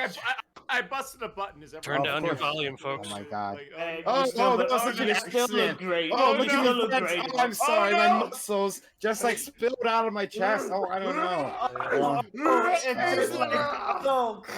Thank you, Chico Chew TV. Prime. Oh my God! Thank you, Chico Chew TV, for 16 subs. He's a Boji power lifter with 11 subs. Boji, awfully kind to us. We do appreciate you, Boji. I love making fun of you, but you're actually a really good person. 11 subs. Sick Natural of 10 subs. On the other side of it, we got Leah at the top, 30,000 bits. Thank you, Leah. Next Brad with 6,000 bits. Stephanie Sat coming in. I like at a lot of his really perspectives. I think sometimes he's a little too world 1,245 bits. policy for me. Society, 1,100 bits. Thank you, Jason. And Hacks was 1,000 bits. Title Bazzazzle for 1,000 bits. Thank you. You are the people actually keeping this channel alive. Thank you. It doesn't matter if you're horrible putting people. on costumes now. You are keeping this channel alive. We very much appreciate you. Okay. Let's. Well, there's a funny hat. Okay, fair enough. You were gonna say something, Nathan? Yeah, I was just gonna say, like, I am a person with 11,000 followers. Yet that's on TikTok. It doesn't translate anywhere. But so getting a platform on anything is difficult. So being a guest on Prime's panel, I've been on panels with big people like Vosh, Destiny, etc. You don't get that anywhere else on the internet in general. So, yeah, and then somehow I just stumbled my way into being a mod. So, I mean, it just goes to show you anything can happen, So I don't have a job, so I don't have money to donate, but I would suggest you donate. And, maybe if there's like another full hype train, like all the way, you guys can see my nipple because I'm shirtless right now. Take off all of my shirts to help Prime. Like, guys, like you don't I was like now. Can we not do this? Can we not do this? Sexualizing. I will put I every will sexualize thing myself of clothes that I have on in my closet if you guys donate to Prime. Gang, actually, Can you fucking weirdos just every wear single weird piece of hats like the clothes that I rest of have us? on. No, but like actually, like Prime, like you like saw my like evolution like on Twitch politics. I went from being like nothing to like 2,000 plus followers, and I never would have gotten where I was at if you didn't give me a platform, whether it's on like your open panels, whether it's on like your PrimeCayes Royale stuff. I never would have been where I'm at, like if it wasn't for you. And you give a platform to smaller people in a way that no one does, and that is like, even if it's like just for like quote unquote content stuff, that is so amazing for the broader community that I don't think people appreciate it enough. And I fully agree. Like honestly, like I went from like 95 followers to 100 followers. Because I'm just a liberal and nobody likes this. Because I'm not leftist enough, and nobody likes us liberals. We're only the hegemonic ideology. Okay. So be nice to thank you so much. He's a good boy. Thank you so much for those 5 followers that you give me, like PrimeCayes. All right, fine. Here's what we'll do. I'm just joking, man. No. We gotta hop out, everyone. So everyone, right? We have Chinchilla. Shout out to Chinchilla. Oh no! Don't do that. Go follow Chinchilla. I was just beaming. The amazing Dr. K. Follow her in chat. Follow Hans of Harkir here. Excuse me. Right there in chat. There you go. He's a streamer as well. Check him out. He's gonna have a great stream. Later on today and Saturday, I'm sure. Hell yeah, brother! Got a base panel tomorrow, and afterwards I'm gonna raid into you. Oh, well, thank you. That's awfully kind. Let's go. Networking. Hell yeah. We'll go to Jason Society, who's been really kind to his community as well. Thank you, Jason Society. Give him a follow. Next, we have OmniSlap. You're not a streamer, are you? No, he's not a streamer. I was thinking about it, but no. You get fucking nothing. Shut your mouth. You lose. Good day. Oh my God. I summoned Sniper the Sky Dragon, and you have no streamers in attack mode, so you get destroyed. Nathan Galang, who I'm not sure is the actual. Are you? There you go. There you go. That's the YouTube link. Follow him there. Valencia, are you a streamer? This is so yes, cool. I am actually. I am. Good. I was just a very famous local Chilean streamer. Okay. You posted our link up on all his right. shit. Well, honey. That's go love, ahead. man. Yeah, that's good love. I'll take that good right, love. Fair See, enough. that's Phalanx, people caring about one another. Not yet, no. Shut your fucking mouth then. Who gave you permission to talk? Who the fuck asked you? Where did you Shut up. At the rate I'm going, Prime, I think I might be able to stream again in about a year. Okay. Non-streamers only speak when spoken. Damn right. Be nice. No, we stand up for our non-streamer comrades here. All right, some of my best conversations. Hell yeah. With non-streamers. Coffee's for Comrades, closers. As a lip. It's not Olea, but Chinchilla is 100% correct. I'm actually in physical pain right now. Oh God! Well, Chinchilla, has anyone ever told you that you look exactly like what's his name? Like he starts with a T. He's the guy. He's one of the guys. Ted Bundy. No, not Ted Bundy. No. Tom Nicholas. The guy, like he's like 100 like K plus like YouTube like video essayist. He's like Tom Nicholas. Yeah. You look like the spitting fucking image of him. Holy shit! All you white people look the same. I gotta. I'm just. There you go. Dr. K is actually right, because I actually like there is like a music like dude that does like DJing, and he's called like Martin Garrix, and he's white, and he doesn't look anything like me, but somehow I managed to get like free drinks by saying Might and Garrix and stuff like that. I don't know, but I assume that all white persons just look alike. So that's basically what's going on. Unfortunately, So, due to yeah. the limited gene pool of Europe, interbreeding has occurred at such a rate as true. to make the average European white indistinguishable from one another. Yeah, especially specifically when it comes... amongst the Scandinavians. No, even more. Wait, Dr. K, I have hard evidence against this. I was reviewing a debate between Rose Wrist and Lauren Southern earlier tonight, and my chat voted that I look more white than either of them. So there's don't say her fucking name in my voice. So I'm actually like a descendant of like royal blood. So we all I'm the Prince incest. The Prince of the Danes is here. I'm the incest body, right? I can claim the submissive and breedable, as they say. I've been standing you all night. You can't be a royal. We gotta revolution you. Like monarchy is like the only thing that I'm like hard. No, I'm hands. I'm gonna vouch for you in that regard that I'm not incest enough to be like a full royal. I'm like a bastard. So I had some actual like breeding, but like people that aren't like actually like. And this, kids, is how constitutional monarchy works. Okay. So true. This Jon Snow motherfucker over here is now apologizing for his bastardization for being an impure royal. Anyways, this is so sad. This is so fun. How can these people talk about me like this? You guys are... Wow. Oh my god. You're killing Primule. This is so much fucking fun right now. Primule. I love all this so much. Oh my god. I love this. Okay. Wow. And this is... I want to meet his meth dealer.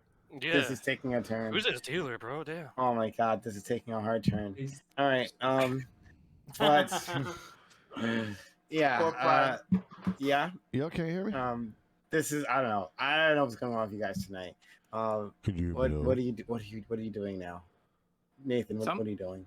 I just gotta censor myself. You know what I'm saying? Like I just gotta be like halal and shit. I don't want to be haram. So you know. Who's that name? Who's that face? I love you. Is that Shank? Is that Shank Uyghur? The legend, Shank himself. He's censoring me. Oh, Jank, you. Okay. Hey, Shank, why'd you get kicked out of MSNBC? All right. He's big. He was too based. Panel down and turn myself up a little bit.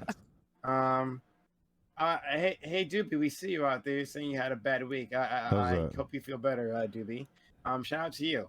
All right. Have shout a bad you, week and have a rotten day. No, fuck you, Doopy. Doopy. We love you here. Deep right? soothing tone. Join the politics server, by the way. It's right good. Yeah, exclamation point Doopy in chat. We gotta support Doopy as well. Doopy has been kind to the community. Unprompted sucking dick. By the way, join the Calliopean Club. I'm an admin there. Okay. Oh, are you? Exclamation point Eros in chat for that as well. But yeah, thank you. We want to show Doopy some love. Doopy has been going through some hard times, so here. Show him love by growing his community. Go to Politics Discord server. It is the biggest Discord server dedicated to politics. I keep accidentally like clicking on several tens of thousands of people. I don't mean are to. there. So you always find someone to argue with. Might be a Nazi, but you'll find someone to argue with no matter what. And check out the Calliopean Club where Valenci is there, right? As there we go. Mod, That's right? better. So yeah, go now help we're them right out. back where we needed to be. So here's what and we'll we're do. in Here's what we'll do. the mood. To my audience, thank you all for being here. Follow the channel. We haven't done so yet. Follow the channel. We'll be back tomorrow with more content. I gotta actually prepare for that right now. Send him dicks. Okay, Boji. Wow, you're wonderful. We love Boji. Boji's acquired taste, and I've never acquired it. Some big love. Saying that. But yeah, thank you all for being here. Oh, especially social in chat. Especially social in chat. These are my social medias, right? Follow me on Twitter because and you'll find out stuff. Jump into our Discord. Our Discord much smaller than Dubious Discord. But that's where we're having conversations all the time. It's a growing community. We'll love to have you there. great conversations, not just about politics, really about fucking anything, honestly, right? So jump into our Discord, be a part of the His community, be a part of Discord the is Worst fun. Generation. I like his and, Discord. Follow us on YouTube. Joe That's where you'll find Lewis's the is VODs, really where you'll find live. the His VODs is exist really on YouTube, live. not here, I right? would definitely So, recommend go to YouTube, check that out. Joe Love to have Lewis's you. All right. Discord as well as Prime's. So here's what we're gonna do. Because like I'm still building mine out, so I've got some work to do, but I think we're gonna get there. There's some content there. There's some resources, but we just need to build the community up. Oh shit! Jesus, no, yo, everyone's gonna watch me be bad at Pokemon. I don't. Oh, great! Now the incentive. We're going to raid Hans. Oh my god, if I can get this fucking command right. And good luck to you. Come back tomorrow. Check out Hans' stream. Check out my stream. Check out stuff. I don't know. Half my audience already gone. All right, it's cool. All right, bye. Oh no. Peace. Oh, good with me. All right. Like everyone, you're awesome. If you ever want to talk like one-on-one about stuff, like feel free to DM me. I stream like virtually every day. You're all awesome and poggers. I will see you later. I gotta deal with this amazing raid that Prime just sent me. So goodbye. Enjoy. Good luck. See you later. I'll miss your yelling. I will yell and you cannot stop me. Valencia, thank you for coming through. Really enjoyed having you here. Yeah. We should have you and Jason Society. I've sent you both friend requests. Yes. Let's have you on a closed panel. And honestly, Omnislap, you can be pretty cool too here. We should have you on a closed panel sometime. You guys are pretty great. Yeah, send me a message. Yeah. Well, like phalanx. Like Valencia, I really enjoyed your input, and I really wanted to learn more about like your whole Syrian inputs and your Syrian like background and in the conflict. Okay, guys, I want to thank you guys for hanging out with me tonight. I'm going to go ahead and close this out. This is kind of the green room conversation. I did very much enjoy spending time with you all tonight, and we will talk to you again tomorrow. Thank you very much.